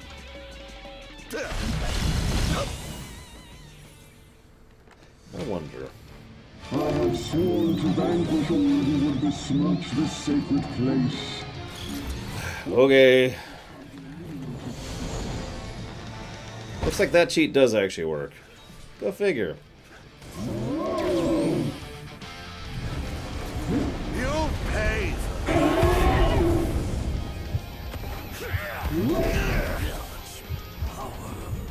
Must stop you.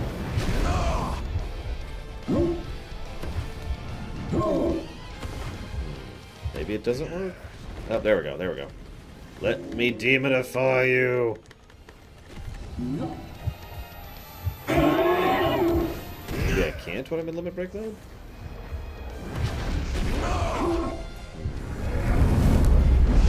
I just flash before my very eyes. In times of crisis, they call upon the kings of yore to come to their aid. Bless their soul. Yes, that's great. That's great. This is not Grand Theft Auto. Perhaps I'll see that long-lost brother of mine.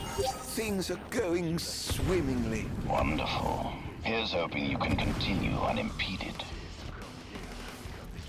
Why is this song still playing? Took out another one? I'll station reinforcements around the amplifiers. Sir.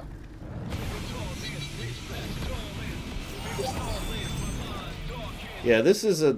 We have the padding issue yet again here. Like... I don't know. I've made my point. You know, I feel like I've heard someone say that before. Someone who looked exactly like you, actually.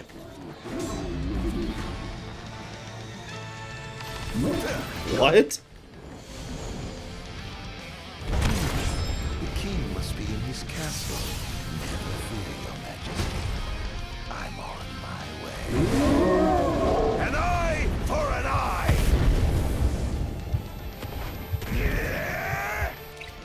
Eh.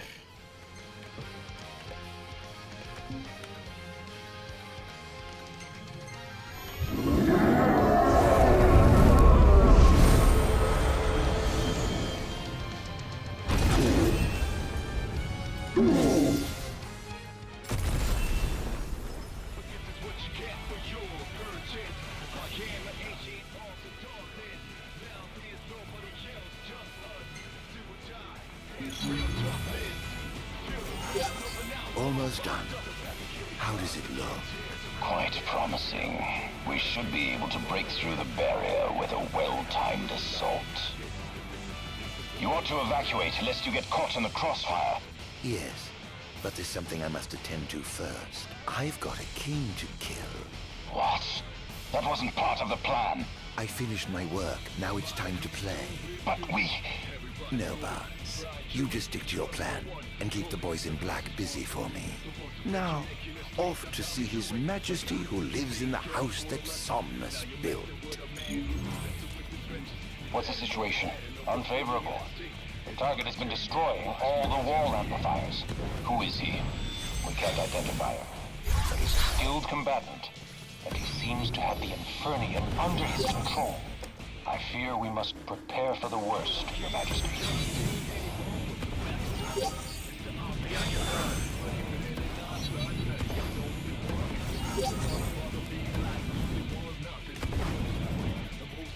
Here he comes! Hi guys. Yeah, I don't feel like playing with you guys. Imperial dreadnoughts outside the wall. So, you know. Was the Empire after all? We can't afford to lose. Attention, first wave personnel. Prepare for deployment. Here he comes. Die! Take this. Take this. Oh god, it's Nymph! Run! Run! All these deaths are for you, Nymph. All these deaths are for you. And thank you very, very much for the sub. As always, appreciative. Thank you. Well, obviously not, Strife. We have to finish this first. After this, though, we will be done with the gameplay, yes.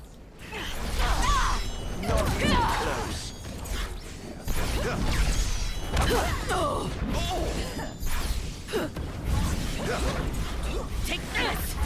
Oh yeah, vanilla game's done. Yeah, we finished that last night. Think you can kill me? I'd love to see you try.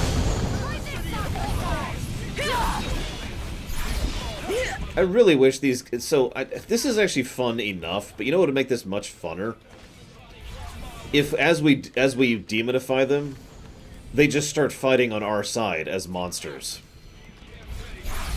I kind of think there's actually a game out there, I forget what it is, where you could actually do something exactly... I think it was actually Diablo 2, but no, that's not it. Where you could basically turn the enemy one by one to your side. So it starts off as like 15v1, and it ends up as 15v1 the other way.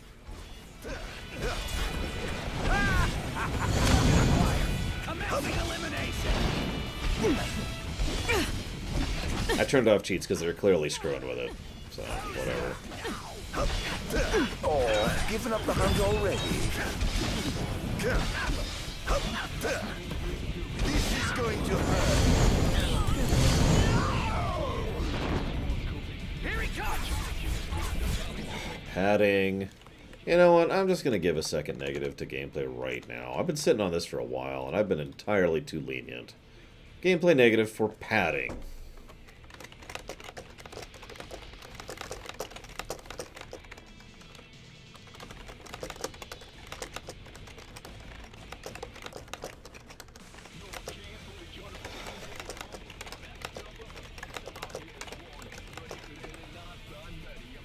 I haven't decided yet, Zalok.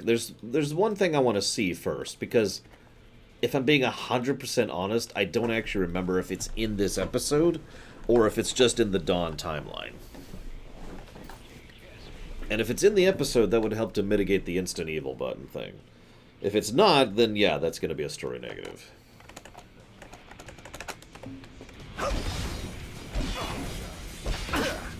I also admit I'm kind of debating a plus to story, which, I mean, I know. Okay, that's great. For the nature of how they exposit on the setting of the world here. The voice-acted clips, which you could watch with like a little with like a slideshow playing along, which was, of course, entirely optional.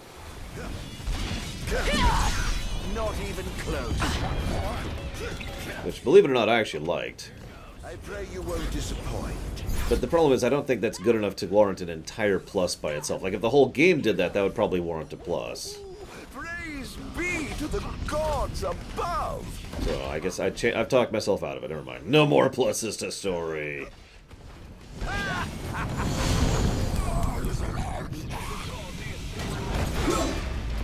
Didn't I just kill you two? Like 3 times?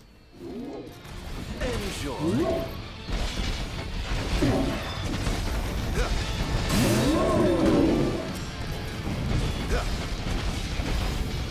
This is going to hurt.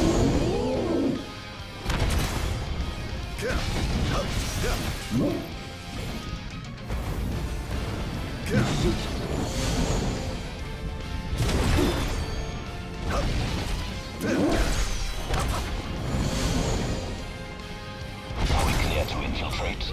But of course, make yourselves at home.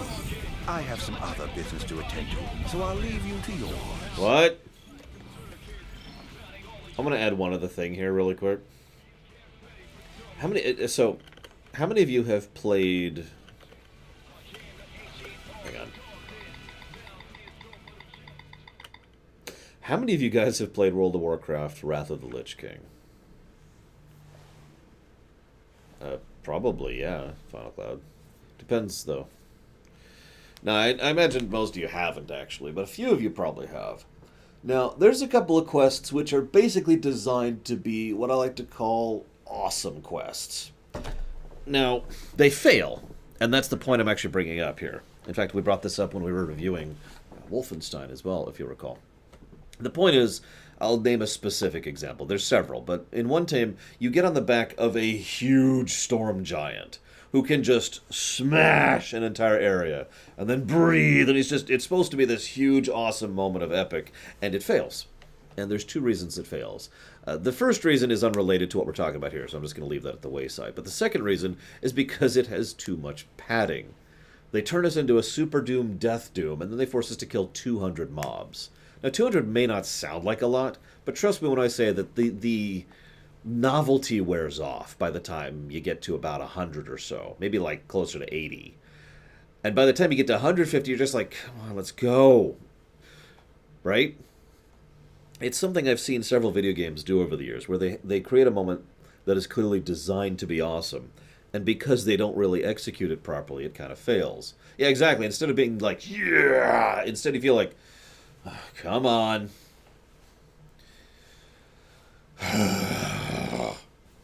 And that's kind of what this feels like. Like I said, I turned off the cheats just to show how stupidly overpowered Ardyn is. And this should feel awesome. This should feel like us just wrecking face. And instead, it feels kind of padding, kind of dull. Whatever.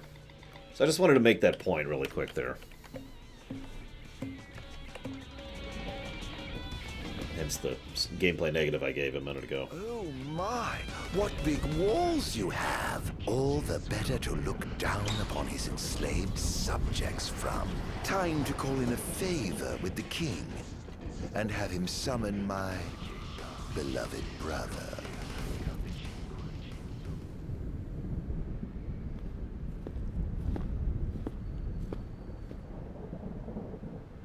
Something wrong, officer? Ah, you must be His Majesty. I'm pleased to make your acquaintance. Why are you here? Why, for you. The Royal Arms. Who are you? You ought to know, being a man of royal blood yourself. Adagium. In the flesh. Here to bring the bloodline of Lucis to an end. Oh my god, a real song. On my honor as king, I will vanquish you. Oh dear. What an awful thing to say to your own flesh and blood. Keep on. Too slow.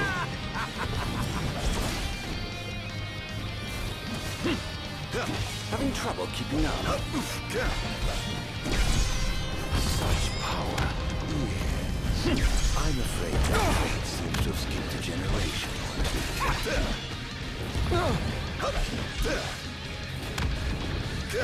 Brace yourself.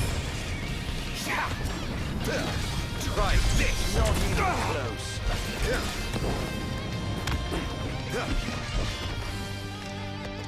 Here goes.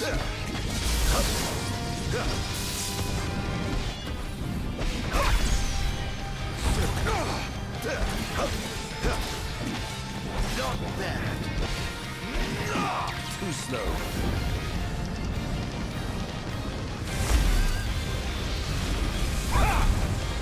This monster must be contained. He's too dangerous. He must be stopped. Must I? Really? By whom, may I ask? Here goes. What a shame.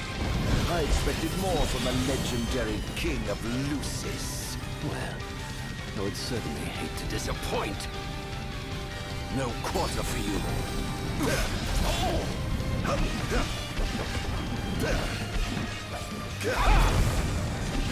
This is going to hurt.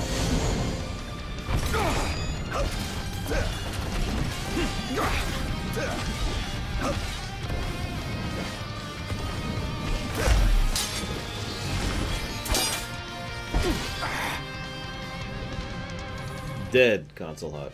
We kind of killed the hell out of him. Sudden weird trumpet section in the middle of this song.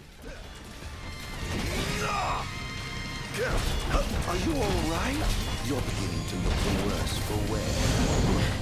No worse than you will once I've seen you away from good. Ah, youth. So confident and yet so misguided.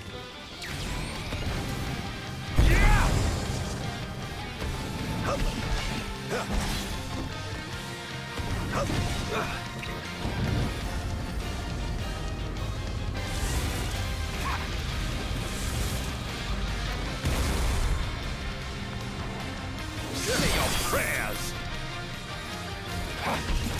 Dance. No. Give up. Can't let it win. This wall shan't fall. Take this.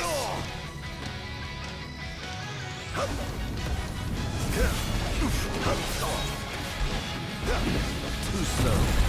This wall shan't fall. It's over. Wall's falling.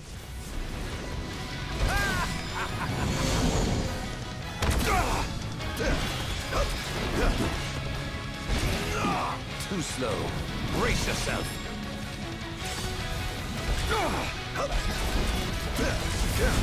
I know, right? Who's got a cute little protection spell? It's you! It's you!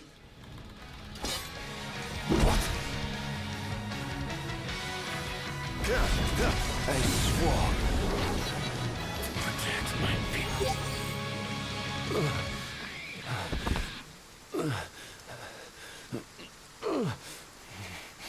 Done already? But the fun's just begun. Summon the old wall. How do you know about that? I've heard the souls of kings reside within those statues. Of course, that's only hearsay. Why not summon the wall so we can see for ourselves? What I wouldn't give for a chance to speak with the Founder King himself. Come out, Somnus! The longer you wait, the longer he'll suffer!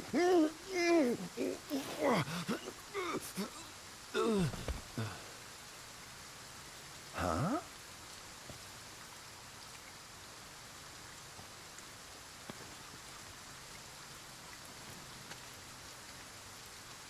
Is he dead? Oh dear. Perhaps I don't know my own strength. Huh.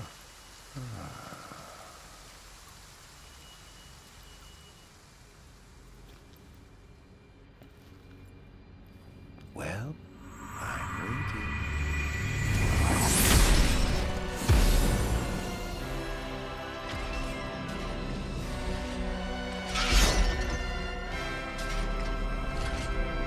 Brother. Somnus.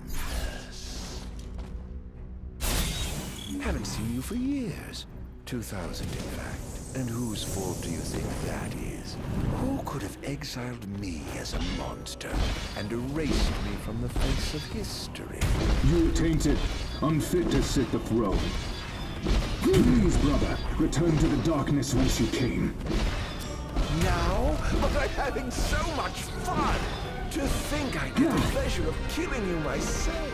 Let the game begin. This is no beginning. Only the end. What's wrong, dear brother? Too afraid to put down your expensive toy and come face me yourself? This is preposterous. How could one so impure possess such power?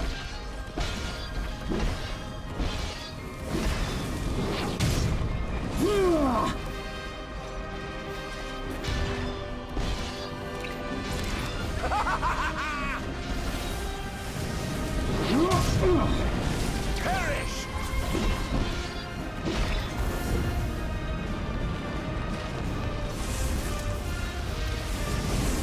You are no match. I was right to have sealed you away. You truly are a monster, brother. Don't be facetious. The only monster here is you.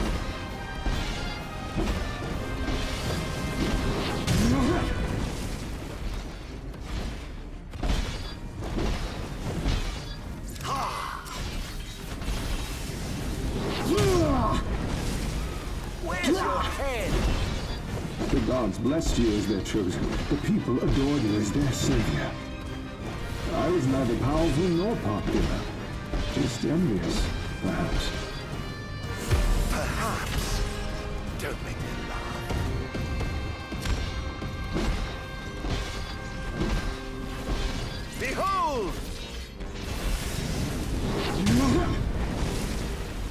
Impossible. I yearned desperately to be special, yet I had nothing to set me apart. Nothing at all. Until you stole it from me. You ripped it from my arms.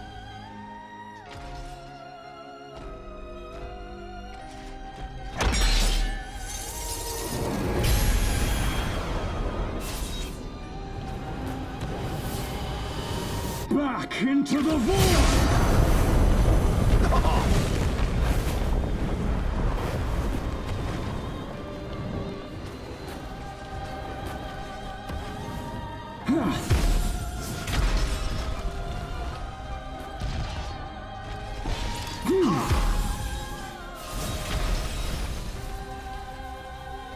Over here. When I first donned the crown and put on the ring, when I first received my calling, I understood that the demons could not be allowed to remain in this world. That a sinner could not be allowed to sit the throne! Lies, fairy tales, and fallacies. All of it.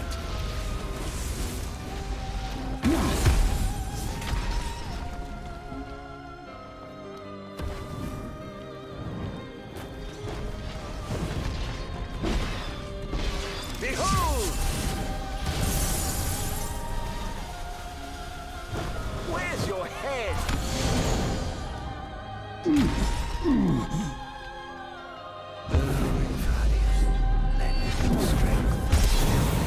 This wretched nation to the ground.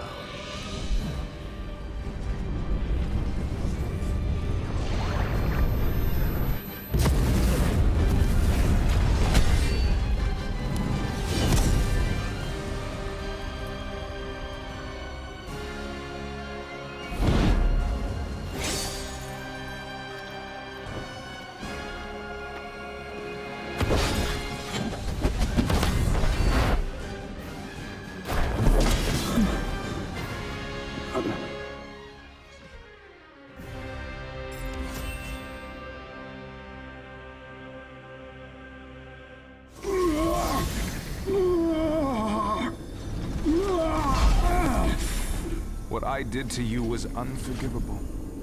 But I did it for the future of our kingdom, of our people. A small sacrifice for the good of society. How noble. Our line has done everything in our power to protect our people, just as the gods bade. I was merely fulfilling my calling. And here I thought I was the Blessed One, but it was you all along. I dare not ask your forgiveness. I do ask your understanding. What? You took everything from me. Everything. And you ask my understanding? I pray your soul find repose, brother. Now,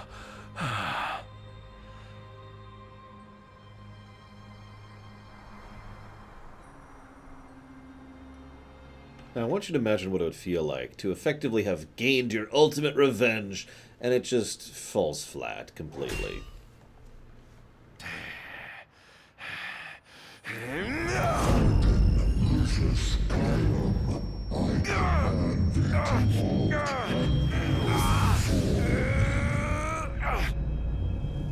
Remember, Bahamut's the real bad guy.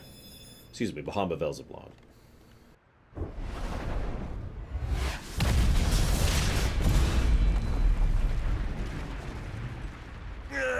All my honor is to blame Keeper Bahamut. I shall not let thee become a slayer of kings.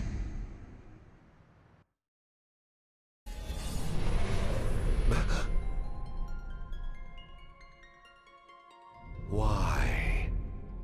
Why do the gods deny me my revenge? Because thou hast been chosen to serve a different purpose.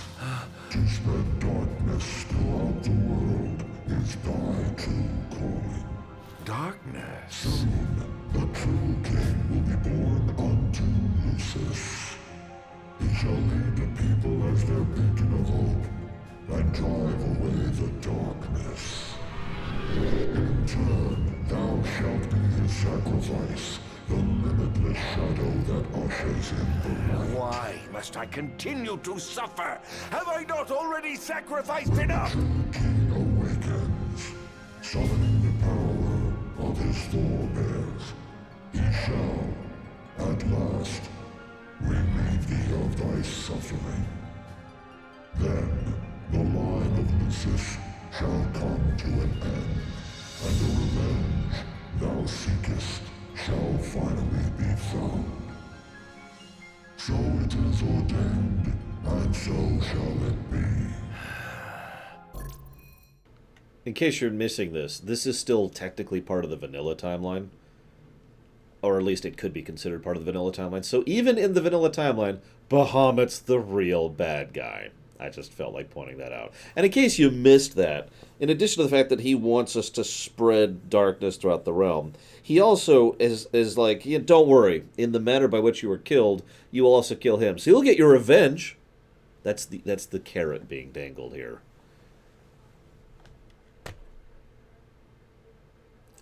I could actually sit here and dissect how horrible everything Bahamut just said is, but it's so apparent that I don't feel the need. You say, I am not the savior of man, but his sacrificial lamb. And that I live only to die by the hand of the heir to an ill-gotten throne. That is the fate the gods have chosen to bestow upon me! Very shame. Defy thy destiny if thou dare, but know that it will grant thee a life of darkness unending, devoid of death's reprieve. What say thee, Ardyn? Just straight up threat there. I resist my fate! Not once have I begged the gods for such a blessing. And I do not intend to kneel before you now. Thine impudence shall prove thine undoing, foolish mortal. Oh, I'm no mortal. I'm a monster. The path men tread was never meant for me. Mine is paved with blood and darkness. Pitiful creature. If thou wilt fight against fate, so shall it be.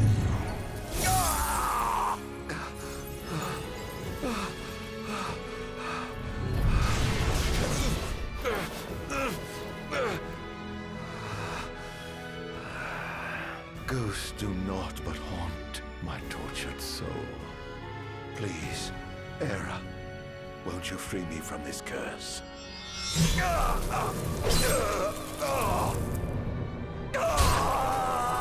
So then Bahamut tortures us into submission. I like to think that this is canon, by the way. Pierce my heart if you must, but you will never kill my resolve.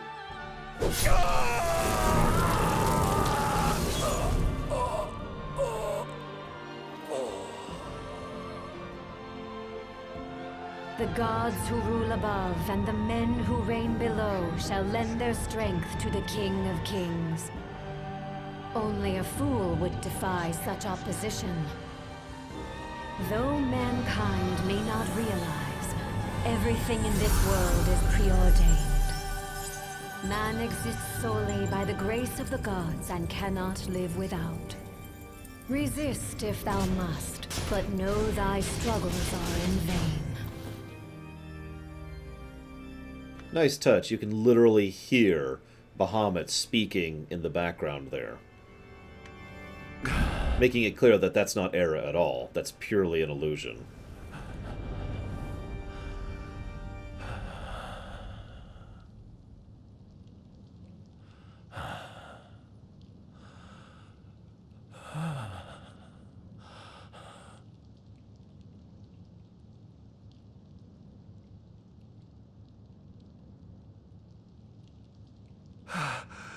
Am I alive? Oh, does it matter? Perhaps not.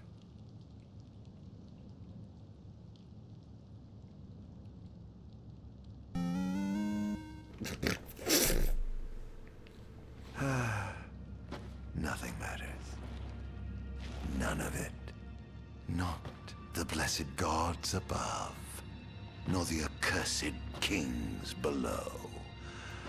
To hell with them all.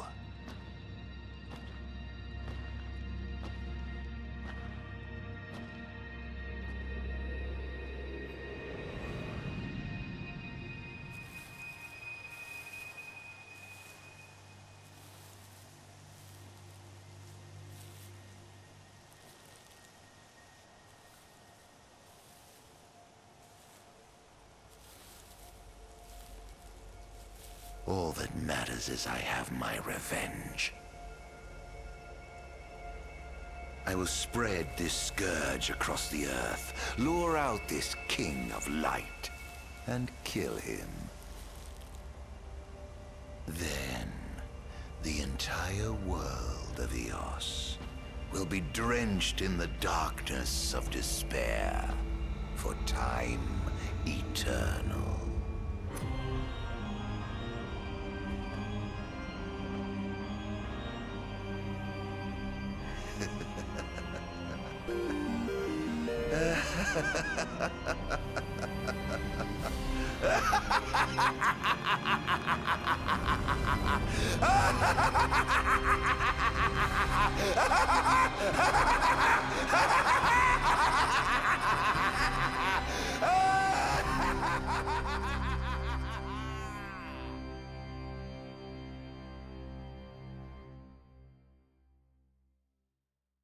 God damn. Thank you very much, Kira White Noise.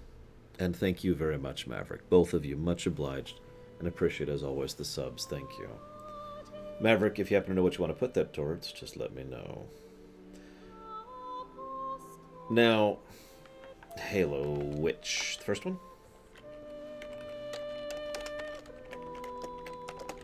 Okay. So noted. And I already got Kira's to Battlefleet Gothic. Thank you, both of you. Now, I gotta say, this is why... So, you may have noticed I gave a story negative in the middle of that. And part of why is it's not like they couldn't show Ardyn's descent into villainy properly, because they did. They showed him and his interactions with Bahamut, and as Takoida says it so wonderfully, that is how hatred is forged. Bahamut broke him. And thus, Bahamut breaking him, cracking him in half mentally and emotionally, is exactly what leads to Ardyn the villain we see throughout the game. So that just makes his earlier, I've decided to be evil, just make absolutely no freaking sense. It just kind of come out of nowhere.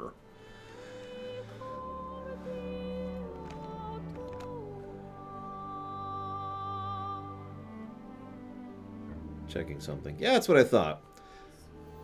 Now, that being said, there's a story positive I actually just noticed I never gave out. This is a story positive for Ardyn. For all of the flaws and issues with this game, Ardyn is not one of them.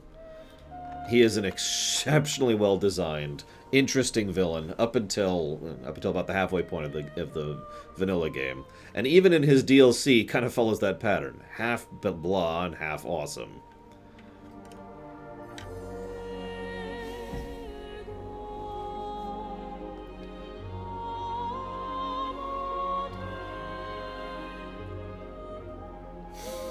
Are we? Yeah, looks like we are. And this is it. Like, we're done. We're going to start talking about the Dawn stuff, but that isn't taken into account for the review. I'm only holding off on codifying this because I'm waiting until this cutscene and credits thing finishes. Ignis was a big positive. Ignis is my favorite character in this game.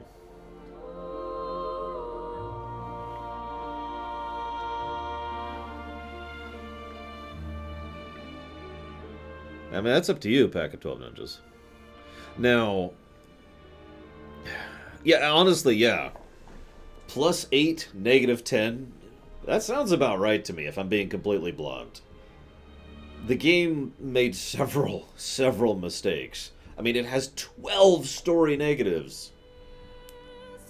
And yet, it had 20 story positives. And I gotta be blunt, that really does sound exactly like FF15 to me. I've been saying that for years now. It is a massively flawed, very enjoyable game. Where would Ardyn rank amongst characters? Honestly, I'd probably put him, well, I'd put him at number 3. Both he and Prompto have a problem. Basically, Prompto has the unnecessary, I'm not human, and Ardyn has his unnecessary, I'm evil section. So both have something that detract from them as characters. That's why they are both surpassed by Ignis. Frankly, nothing ever made me dislike Ignis as a character. In his DLC or in vanilla thing. I would probably put Noctis at number 4, by the way. Honestly, Ignis's, like from a purely gameplay perspective, Ignis's playstyle really was quite fun. Ardyn's was still enjoyable, don't mistake me, but you know, there were other issues related there. You know, we asked that same question back with Vesperia, Kira White Noise. I'm afraid you're out of luck. Off my chair, Jester. The king sits there. Still a good line. And yeah, he's just like, ah, finally I get to die. Thank God. No pun intended. Alright.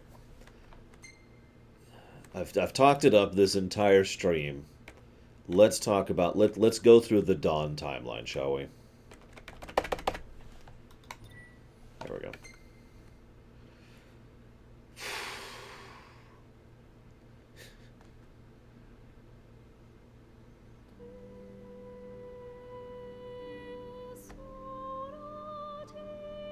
Once upon a time.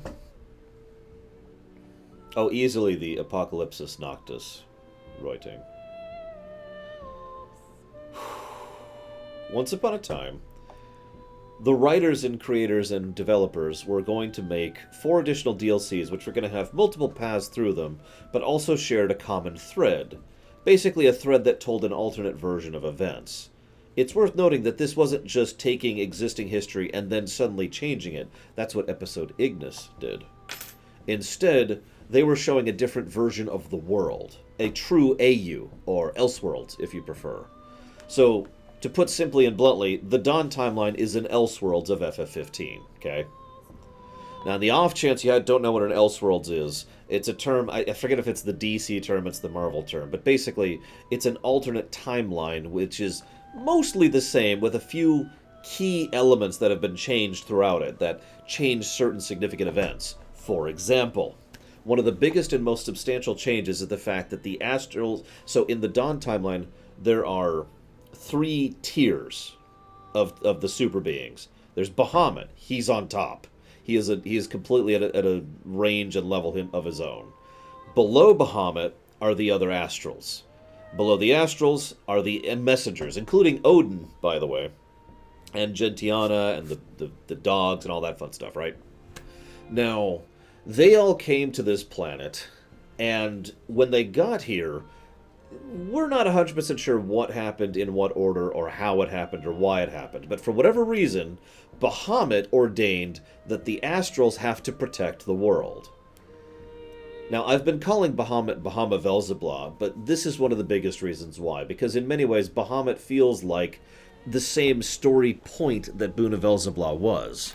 That he was a overarching god, an over-god, basically, whose job it was to tell the other gods what their jobs were, and basically adhere them to a form of programming, if that makes sense. So he forced the Astrals to watch over this world. Yeah, Ao is a good example for Faerun. The world already, prior to the Astrals showing up, already had a crystal. This crystal contains the soul and life essence of the world, and is basically the natural... It's the closest thing to explain as it is the natural state of the world. Now, I want you to remember that because that's actually going to come up right at the ending, okay? So the Astrals came, and along with the Astrals, they also brought the Star Scourge. Now, even in the Dawn timeline, we don't actually know why they brought the Star Scourge with them, although there are more hints that the Star Scourge is basically at the same level of an Astral. Like, it's dissolved astral or a non-cohesive astral or whatever. But we don't know if they brought it deliberately. We don't know if it came with, if like snuck on board. We don't know if Bahamut ordained it to come with them. We don't know. Even in the Dawn timeline, we have no idea why the Star Scourge decided to come with. I'm sorry, this is actually hurting my ears a little bit. Nice song, but give me a second. That led to most of the events of FF15 happening more or less the way that they should have. Star Scourge slowly built, like very, very slowly spread across the world. It's very much an exponential thing. The more it happens, the more it happens. So, you know, very, very slow, and then right about this time, that's when the Astrals decided to craft humanity. They crafted humanity in the shape of Ifrit, and they're like, here you go, humanity, have fun. And then most of the Astrals just kind of were like, okay, we're done. Ifrit is the one who granted them access to things like technology. The whole Prometheus thing, for those of you not really catching this, I just feel like talking about this briefly. Fire is one of the most key and crucial elements of the very concept of technology. Without fire, the basis of virtually everything we understand, technologically speaking, cannot exist. From a chemical level, from a physical level, from a energy level, you know, across the board, really. So Ifrit grants them fire, and the Solheim Empire comes into being. Now, all of this happens before 2,000 years ago. Somewhere along the line, however, someone amongst the Solheim Empire encounters one of the demons. Now, the game never really went into detail on this, but a demon is just a pre-existing living entity that has been infested with Star Scourge. Now, there are a few differing accounts here, but the general idea is that when you are infested with Star Scourge, you gain all this power and strength, but you kind of lose your mind at the same time. You basically need something else to enable you to interact with Star Scourge without being negatively affected by it. The most direct one-to-one parallel I can think of is actually Phazon over in the Metroid series, but I don't want to go into that right now. So, right about at this time, so as the Star Scourge is starting to spread amongst the Solheim Empire, this is right about when the people of Solheim decided they no longer needed the gods. And I've already emphasized this point, but they were like, you know what, we're good. They didn't decide to fight against the gods or kill the gods or destroy the heavens. They just were done with dealing with them. Ifrit, who is extremely bipolar, got so pissed about this that he wanted to wipe out humanity. Now, most of this sounds like the story you already know. Here's the first major change in the Dawn timeline. Right about at this point in time, Bahamut noticed that the Star Scourge was spreading. And for whatever reason, and we don't have an explanation, although if you replace Bahamut with Boon of Beelzebub and Star Scourge with Chaos, all of a sudden this makes perfect sense. But for whatever reason, Bahamut wanted to destroy the Star Scourge. So he decided, after careful thought and effort, that the best way to do that would be to wipe out all life on the planet. Now, you may or may not remember that his astrals that he programmed them to defend the planet no matter what. So, the war, the Great War that scarred the land and what we see impacts of and side effects of, even in the modern day, in the Dawn timeline, that was a war between the Astrals and Bahamut, with Ifrit kind of being a side element there. Basically, the way it's presented as going down is, you know, the Ifrit's like, oh god, Bahamut! And then Ifrit joined him in fighting Bahamut. Eventually, they managed to effectively do enough damage to Bahamut to force what is effectively a stalemate. Now, I don't want to stress, all of the Astrals with all their power combined managed to force Bahamut into a stalemate, nothing more. So they finally just all pieced out. Most of them decided to go and do their little we're gonna go to sleep thing. And Bahamut was like, alright, I've got it. A backup plan. I'm going to go ahead, and instead of wiping out all life on the planet, I'm going to go ahead and reach out to these little specks. They're literally referred to as flowers by Bahamut. I'm going to reach out to one of these little specks, and I'm going to imbue you with the power to absorb Star Scourge into yourself. Okay, there you go. So, in other words, if you're paying attention, Bahamut's direct influence his power being granted to Ardyn is what allowed him to endure the Star Scourge without losing his mind like everyone else would. In short, all of the benefits, none of the detriments. This was a very stupid plan, if I'm not getting my point across. And that's kind of the point, that this was a very stupid plan. Now, you already saw most of what ended up happening there. The long and the short of it is this plan had many holes and many flaws. Ardyn ends up getting sealed away by Somnus, Era ends up dying, the two lines begin, and Bahamut's approach is basically, well, I mean, Ardyn did his job, so job done. The Star Scourge is basically dealt with. Well, that's enough for me. It's 10 o'clock. It's quitting time for me.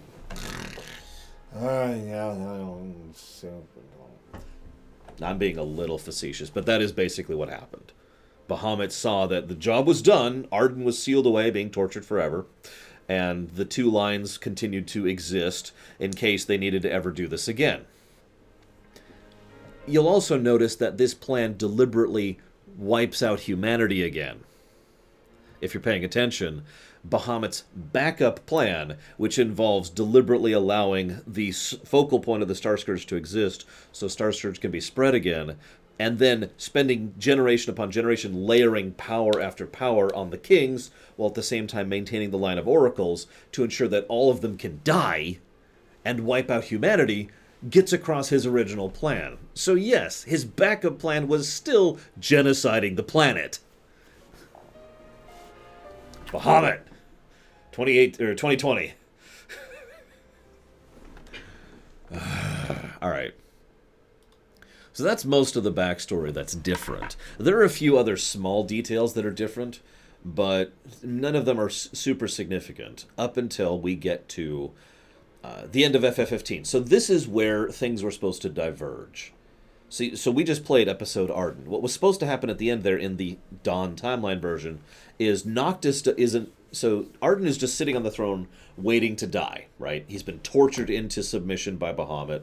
Bahamut is getting across his second wipe out all humanity plan. He's just chilling, waiting for Noctis to show up. And then Noctis doesn't show up. It's actually Lunafreya. Oh, sorry. Dun, dun, dun. Let's rewind a second. You remember how I mentioned how Aranea managed to get the daughter of the son of the Emperor out of Grelea? That was a major plot point of Aranea's DLC that was supposed to happen, and I've already actually read that whole thing for you. Oh, I'll get there, Kay, don't worry. Well, that woman's name is Solara, I think? I don't know how to pronounce it. Solara. We're just going to call her Solara. So keep Solara in mind. She's going to be a recurring character here. So, Lunafreya dies. Ugh. But then she wakes up. Huh? And she's very confused by this. Turns out, she wakes up in the world of Ruin when the miasma has already spread across the skies. So she is here and says, oh God, what do I do? And she's, of course, devastated by the nature of what has become of a world without light. And so she just kind of roams meandering. This is all supposed to be playable, by the way. She just roams meandering until she happens to see a girl who is on a motorcycle who is fleeing the demons. She decides to hitch a ride on with the girl, but unfortunately, they can't quite get away quickly enough. So the girl gets off and starts fighting the demons with a shotgun. And Lunafreya starts fighting too, but she discovers she has a power she's never had before. The power to absorb demons and Star Scourge directly into herself, which should sound like a very familiar power. The woman is, of course, Solara. That's why I mentioned her earlier. So Lunafreya and Solara introduce each other. Solara mentions that the Oracle, died. Lunafreya's like, oh my gosh, I gave my life so this crap wouldn't happen. That's the first crack, by the way, and it's important to reference. So they get in the bike, they push the bike to the nearest outpost, and there's basically no one around. It's the comrade situation. There's the Kingsglaive, there's the hunters, that's about it. Also, Prina is dead. But Umbra appears. So Lunafreya's like, aha, and writes down a message for Umbra to take to Noctis. And Umbra just is like, what? Lunafreya's like, go, take the message to Noctis. And Umbra's like, dude. And conveys to her that Noctis is currently trapped away inside the crystal.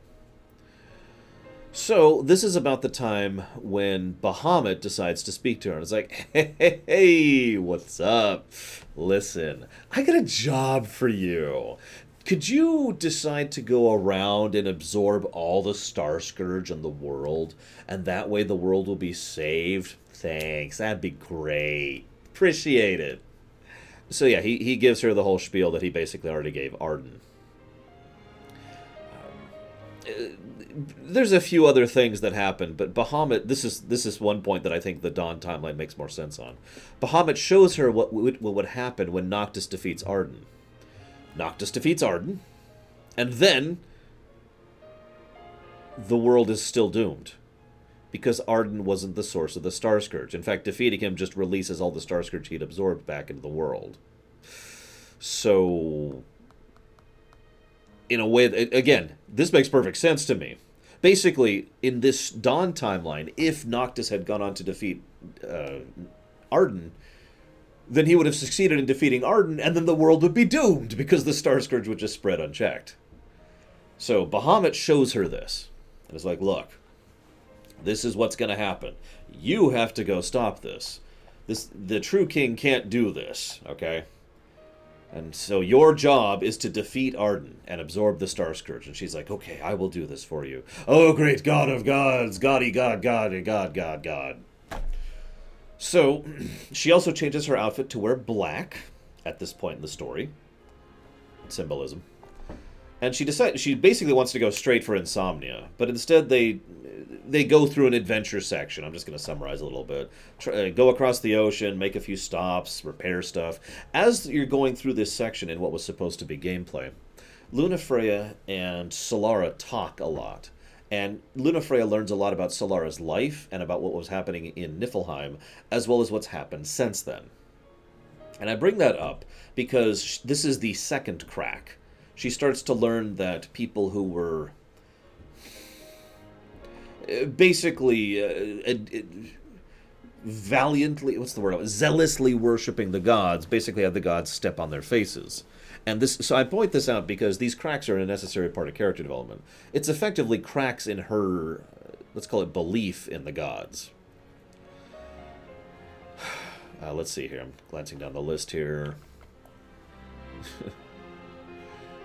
Oh, by the way, she writes all this down in her notebook. That's actually important for later. So Lunafreya finally reaches out to Gentiana and asks her, like, several key questions. And the big one, this is the really big one, is she asks, did you know the Ring of Lucius would kill Noctis? And Gentiana actually can't answer. She is prevented from answering by Bahamut. That's crack number 3. So she's like, okay, this is starting to make me question this a little bit. She also starts to go through most of the same stuff that Ardyn went through, you know, the pain and the horror of all of these additional, you know, powers and all the Star Scourge that's within her, blah, blah, blah, blah, blah.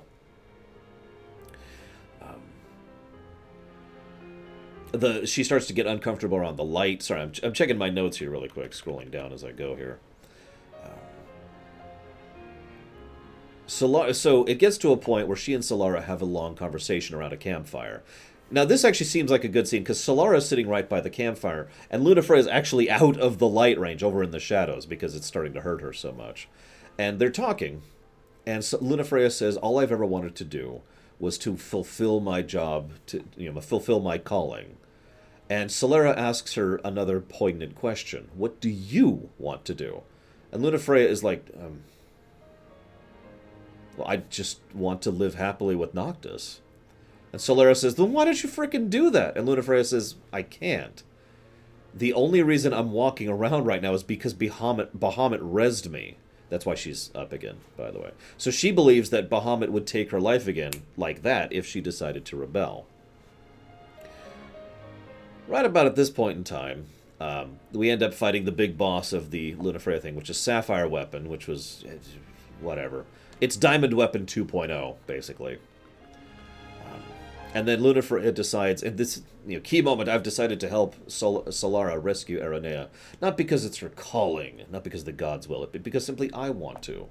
This is about when Lunafreya learns who Solara actually is. And the two kind of have a reconciliation because of their shared past, blah, blah, blah, blah, blah. Right about at this time, she goes to rescue Aranea, and the place Aranea is trapped at is an old temple.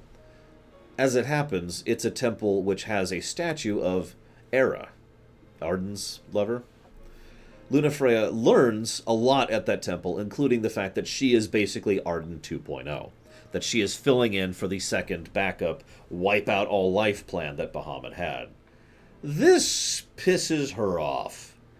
Era also reaches out to her, I don't know how, and basically communicates with her directly. Because Lunafreya, up until this point, has been fully on board with the kill Ardyn plan. Era asks Lunafreya to save Ardyn instead. And then Era also mentions all of the crap the gods have dumped on Ardyn's shoulders as well. So,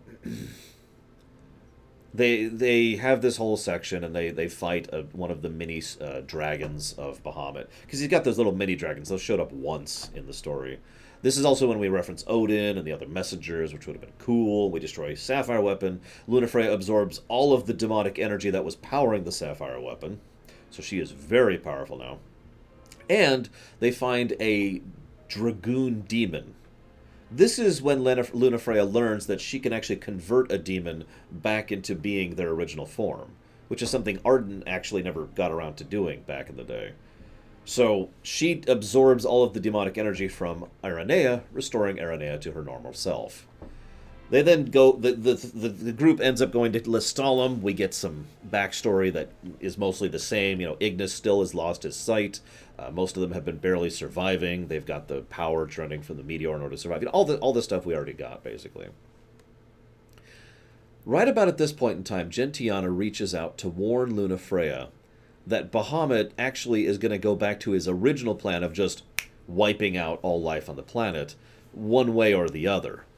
What Bahamut is going to do is he's going to absorb all the power of the Star Scourge to empower him to cast Terraflare. I think Zetaflare would have worked better given the circumstances, but whatever. The Terraflare, it's actually called the final summoning for some reason, is supposed to destroy the planet. And I don't mean all life on the planet. It is supposed to destroy the planet. It's going to Death Star the planet. This is also when we find out that Bahamut specifically refers to humans as flowers, indistinguishable from one from another, whose damaged specimens should be removed. Now, Bahamut also exists both in the mortal realm and the beyond realm, so just like Ardyn, he has to be killed in both in order to be stopped. All of this is Gentiana explaining this to Lunafreya. Probably to Koida. They don't say, though. This is right about when Bahamut notices Gentiana is sharing all this. Then Bahamut kills Gentiana. Right about now, Lunafreya is substantially pissed at Bahamut. I can't imagine why. The end of Lunafreya's DLC was basically supposed to be her deciding to take fate into her own hands, and then she walks into the throne room that I mentioned earlier, and walks up to Ardyn and says, "We got a job to do," and just tries to recruit him for her screw Bahamut plan. Meanwhile, Noctis is in the crystal. Noctis receives memories from the crystal. This is completely part of the Dawn stuff. And it actually shares the nature of the crystal. And I already kind of told you all this stuff. This is where we get the exposition on the world and the crystal and its relation to them and the astral ship. All that stuff I shared earlier, that's exposited in the Noctis DLC. It kind of does, Dakota. Anywho, this is also when we find out a little bit more details about Somnus versus Ardyn.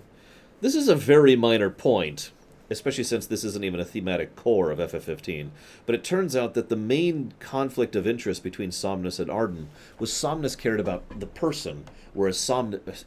Hang on, I'm saying this wrong. Ardyn cared about the person, whereas Somnus cared about the people. It's another of the microscopic versus macroscopic perspective thing. Somnus believed, really, that the only way to move forward was to take sacrifices for the good of the nation, and Ardyn just wanted to help people, right? We get some history stuff. I'm going to kind of skip through this a little bit. And in the end, the crystal shows him a vision of what would happen if he were to continue forward with his prophecy. To die in order to go kill Ardyn. This is about when Noctis finds out that this won't really work for him. Oh yeah, the king must always push forward and accept consequences. That line is given again, because of course it is. Noctis awakens in Angel Guard and meets Umbra, who has the notebook. That notebook has all of the stuff she'd been writing down back in the Lunafreya DLC. So he now gets a lot of exposition and information that he didn't previously have. So he's like, okay. He makes his way back to Hammerhead. He finds his friends. Sydney is there. Ignis is doing okay. Prompto is doing okay. Usual stuff. Solara is there, too. And Solara is basically like, yeah, you're Noctis. You're the one she wouldn't shut up about. And reveals that the gods have ordained that Lunafreya must go and destroy Ardyn. Now, Noctis is weirded out by this because his notebook kind of contradicted that. So, he decides that this doesn't make any kind of sense to him. This is also when he learns Lunafreya has the same power Ardyn had. And he feels extremely guilty that Lunafreya, his love, is going through all this crap just because he can't finish the job. He should be the one to sacrifice himself. Although, again, it won't actually work. But you get the idea. Emotional turmoil. We're walking. Noctis... We'll come back to that, actually. So, Ardyn refuses to cooperate with Lunafreya. Even after she explains what Bahamut is after, Ardyn is like, look, I don't care if the world's going to end. I just want to cease, okay? So if you could do me a favor and leave, Noctis is going to show up soon, and I'm going to have to deal with this. And then Lunafreya...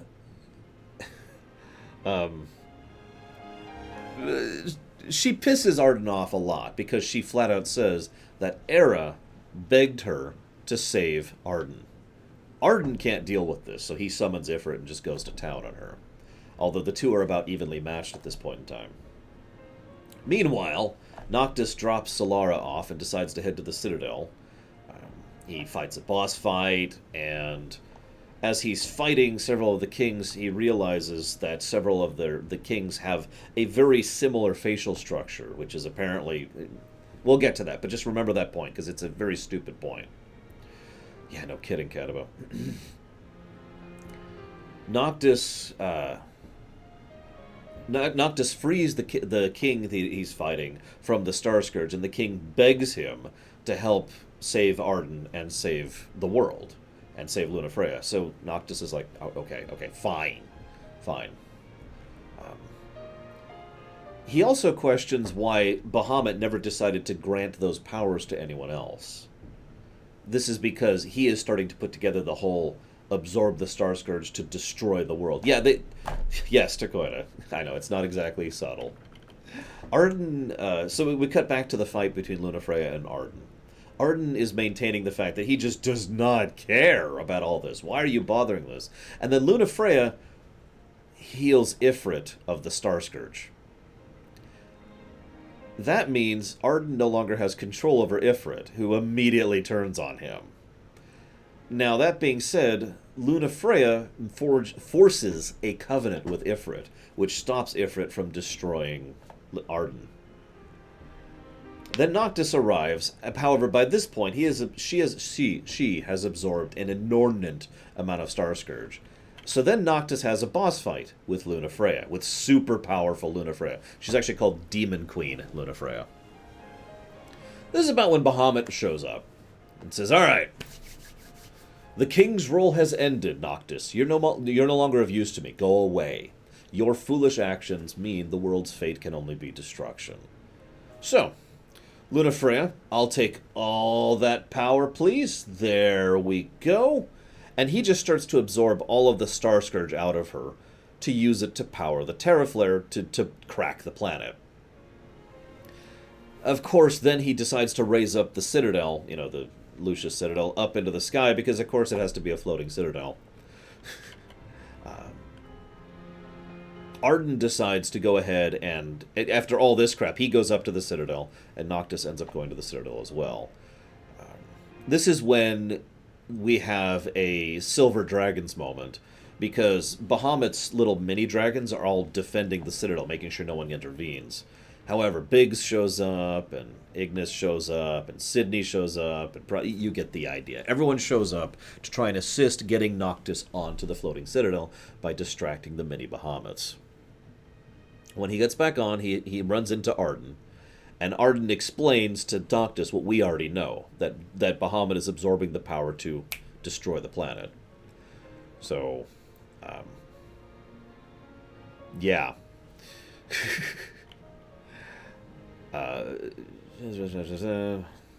This is also when Ardyn explains the fact that Bahamut exists in both the physical realm and in the beyond, and as such cannot be killed under normal circumstances, just like Ardyn himself. Noctis realizes what his plan should be, so we then fight Ardyn. There's an Ardyn boss fight, and after defeats him with the Sword of the Father, and Ardyn's like, oh, thank God, kill me, and Noctis is like, no. And Ardyn's like, what? And Noctis is like, listen, I would love to kill you, you bastard, and if it would save the world, I would kill you without hesitation. But it never would, and now Bahamut is going to kill everyone, so there's no point in it. And I quote, I am done with needless sacrifice. I bothered to write that down that line specifically, because again, it goes back to that thematic point I mentioned earlier. So he asks Ardyn if defeating Bahamut in the beyond would save humanity, and Ardyn says, well, yeah, but who cares? I don't want to be the savior of humanity. I just want vengeance at this point. And Noctis says, all right, well, I mean, you are my nemesis, but you are a part of the world that I swore to protect. And Ardyn, much to his massive irritation, is like, fine. You do deserve the title of true king. So Noctis decides to give the Ring of Lucius to Ardyn willingly. And then Noctis specifically asks the kings of old, the 12 or 13, whatever, in order to empower Ardyn in the same way that in the vanilla game they do to Noctis. Basically, they all imbue into him and kill him in the physical world, giving him all his power into the beyond. Thus, Ardyn has the ability to enter the beyond fully powered, with all the power of the kings. Oh yeah, as a quick aside, as they're killing him, they actually ask for Ardyn's permission. And Ardyn says, I don't care. Even if my body faces painful disintegration, I am quite accustomed to pain.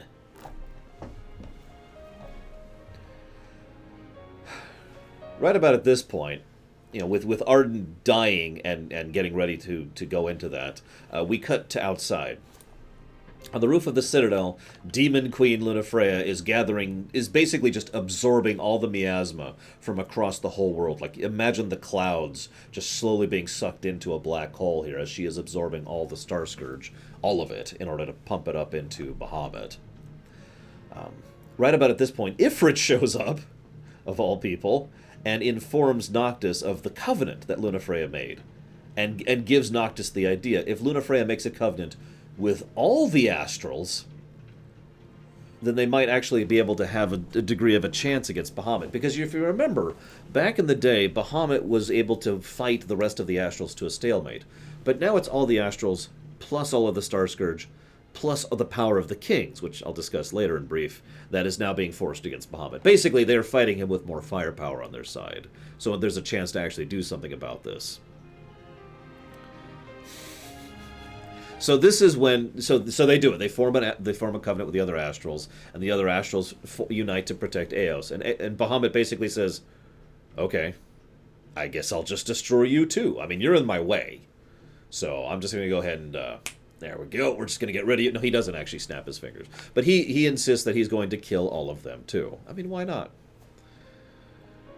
So Lunafreya, all of the Star Scourge is falling. Lunafreya falls. Noctis catches her. She says she had lived only to fulfill her calling as an oracle, but after meeting Solara, she realized she wanted more out of life. Luna thinks this might actually be the last time they're ever together, so she declares that what she wants is to live, and to live with Noctis. So she begins to sink into the abyss, and Noctis calls her out, and everything goes to hell. However, when they awaken, they have actually managed to survive for some frickin' reason. This is when basically the final battle starts.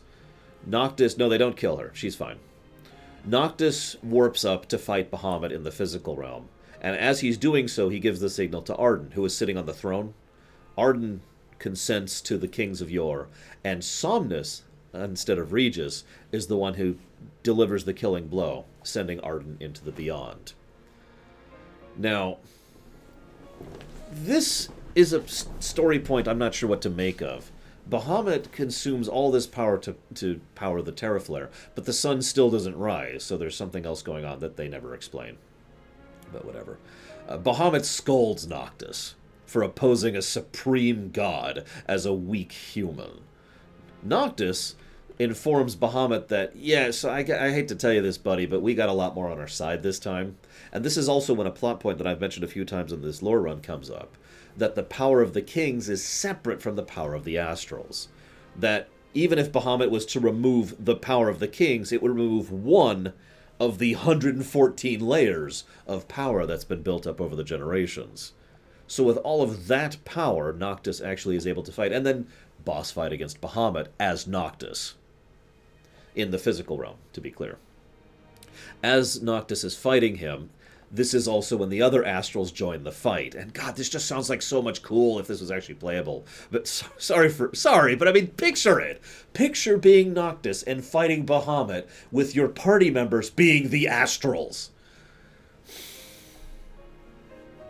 Anyways. As you take down Bahamut in the physical realm, Bahamut decides to go ahead and try to cast Terraflare, but it basically doesn't work. The combination of power you have assembled manages to deflect the beam. And in so doing, they manage to finally injure Bahamut for the first time, cracking Bahamut's mask, revealing Somnus's face underneath. Meanwhile, in the Beyond, Ardyn summons the Lucius, and Somnus comes by his side, and Ardyn and Somnus together unleash all of their power upon Bahamut. This is when Bahamut makes his final plea. If you destroy me, I am the source of the astrals and the Star Scourge. This is the only explanation we ever get. So if you destroy me, the astrals will go away and the Star Scourge will go away. In so doing, magic will fade from the world. Now, this is a relevant point, because you remember how I mentioned earlier that the crystal was the natural form of the world? The natural form does not include any form of magic at all. All the magic came from the astrals and Bahamut and the Star Scourge. They brought it to the world. And if that sounds familiar, it's because you've played Chrono Trigger. Anyways. Really? So, then you have a boss fight against Bahamut. Again, except this time you're playing as Ardyn with the Kings and Somnus as your party members. Which admittedly also sounds pretty awesome. In so doing, you defeat Bahamut's soul as... So basically, Ardyn and Noctis defeat the two Bahamuts simultaneously. In so doing, Bahamut is absolutely destroyed. With Bahamut's fading, the astrals start to fade away as well, as the things that are maintaining them start to fade. We have a quick moment where Ardyn, because all of this power is fading from him, is starting to go away. He admits it would be fine if the world just completely forgot about him and never thought of him again. And Era shows up and says, "Don't worry, she'll never forget." He asks her to be with him always, and she says yes, and the two of them move on to the afterlife together. Meanwhile, back in the world, as Bahamut is dying, he laments how foolish humans are. They are about to lose the guidance and protection of all the astrals, and he fades away. The Citadel falls from the sky, and the astrals finish and fade away from the world. And then this is kind of a weird point. I mentioned this plot hole. The crystal, at this point, absorbs all of the remaining miasma into itself, and then shatters. And the crystal leaves the world.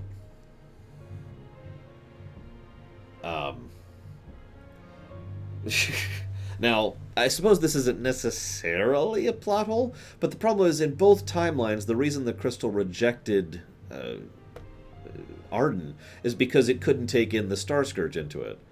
And yet, in this ending, it takes in all of the Star Scourge into it, all the remaining Star Scourge. Now, my headcanon explanation for this is that the miasma and the Star Scourge are different things.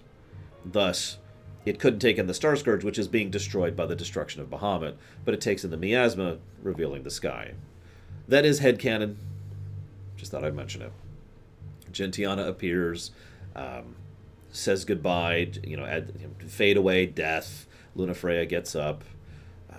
The world starts to slowly recover itself, even though it still had the 10 years of darkness, so whatever. So that's still a problem. Noctis and Lunafreya wed. Kor, Sydney, Cid, Gladiolus, Ignis, and Prompto have all helped him get through their ordeals. The gods themselves are gone, and the world is now humanity's henceforth. The end.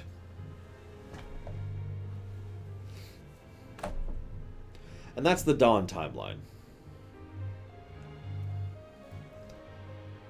I thought that was interesting too, Takota. It's also not the first time I've seen a Final Fantasy game remove magic in order to restore the world.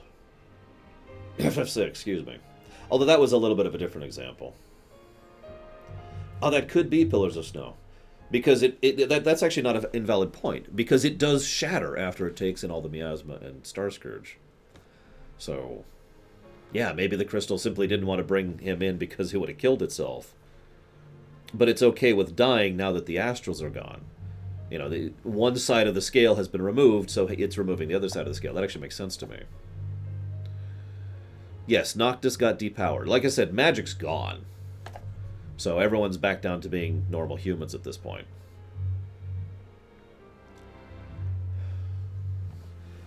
And yeah, like I said, that's the Dawn timeline.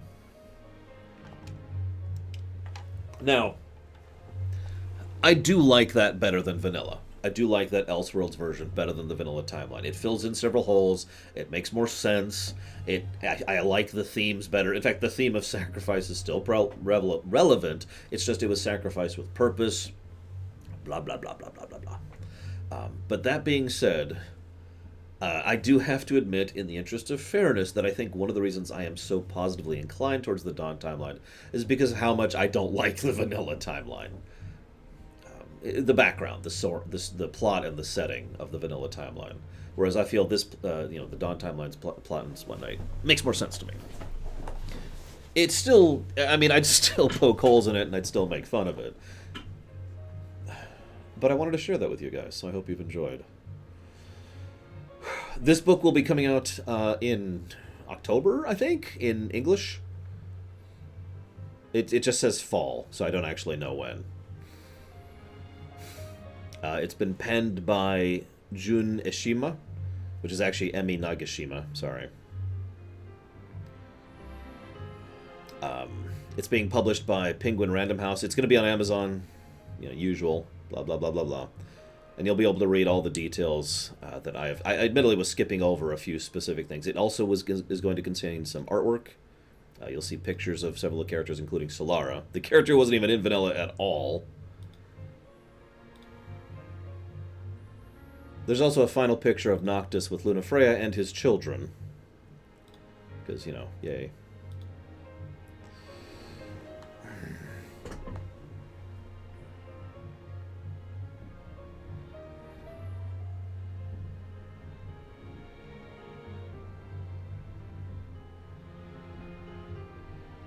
Now that's an interesting perspective, Kay. How many of you have played a game that has multiple... I'm trying to think how to phrase this. Like, imagine for a moment if we went through the vanilla game, and then, like, the game didn't actually stop then. Everyone dies and everything's horrible, but then it's like, well, hang on. And then we kept playing, basically rewinding back to the Ardyn DLC, and played through Ardyn, Ardyn, Aranea, Lunafreya, Noctis. Yeah, kind of the near kind of idea. And then that led to this ending. I suppose that is technically what would have happened. It's just in DLC format rather than baked into the main game. I'm pretty sure Lunafreya would just think it's cute. Pillars of Snow. Oh yeah, there's a full day-night cycle going on here. Ladies and gentlemen, that has been Final Fantasy XV. I stand by this score. Nothing in my mind changes this score. So, what are we at? So that's +8 net to story. And a... Let me make sure I've got all my numbers lined up. Yep, nope. A -10 to gameplay is our net score here. My god, that is just such a weird spread. Can you imagine? Anyways. But no, I stand by that. That sounds about right. I hope you've enjoyed me discussing this game and what little behind the scenes I could share and the lore of the game. I'm going to go ahead and chop off the little recording.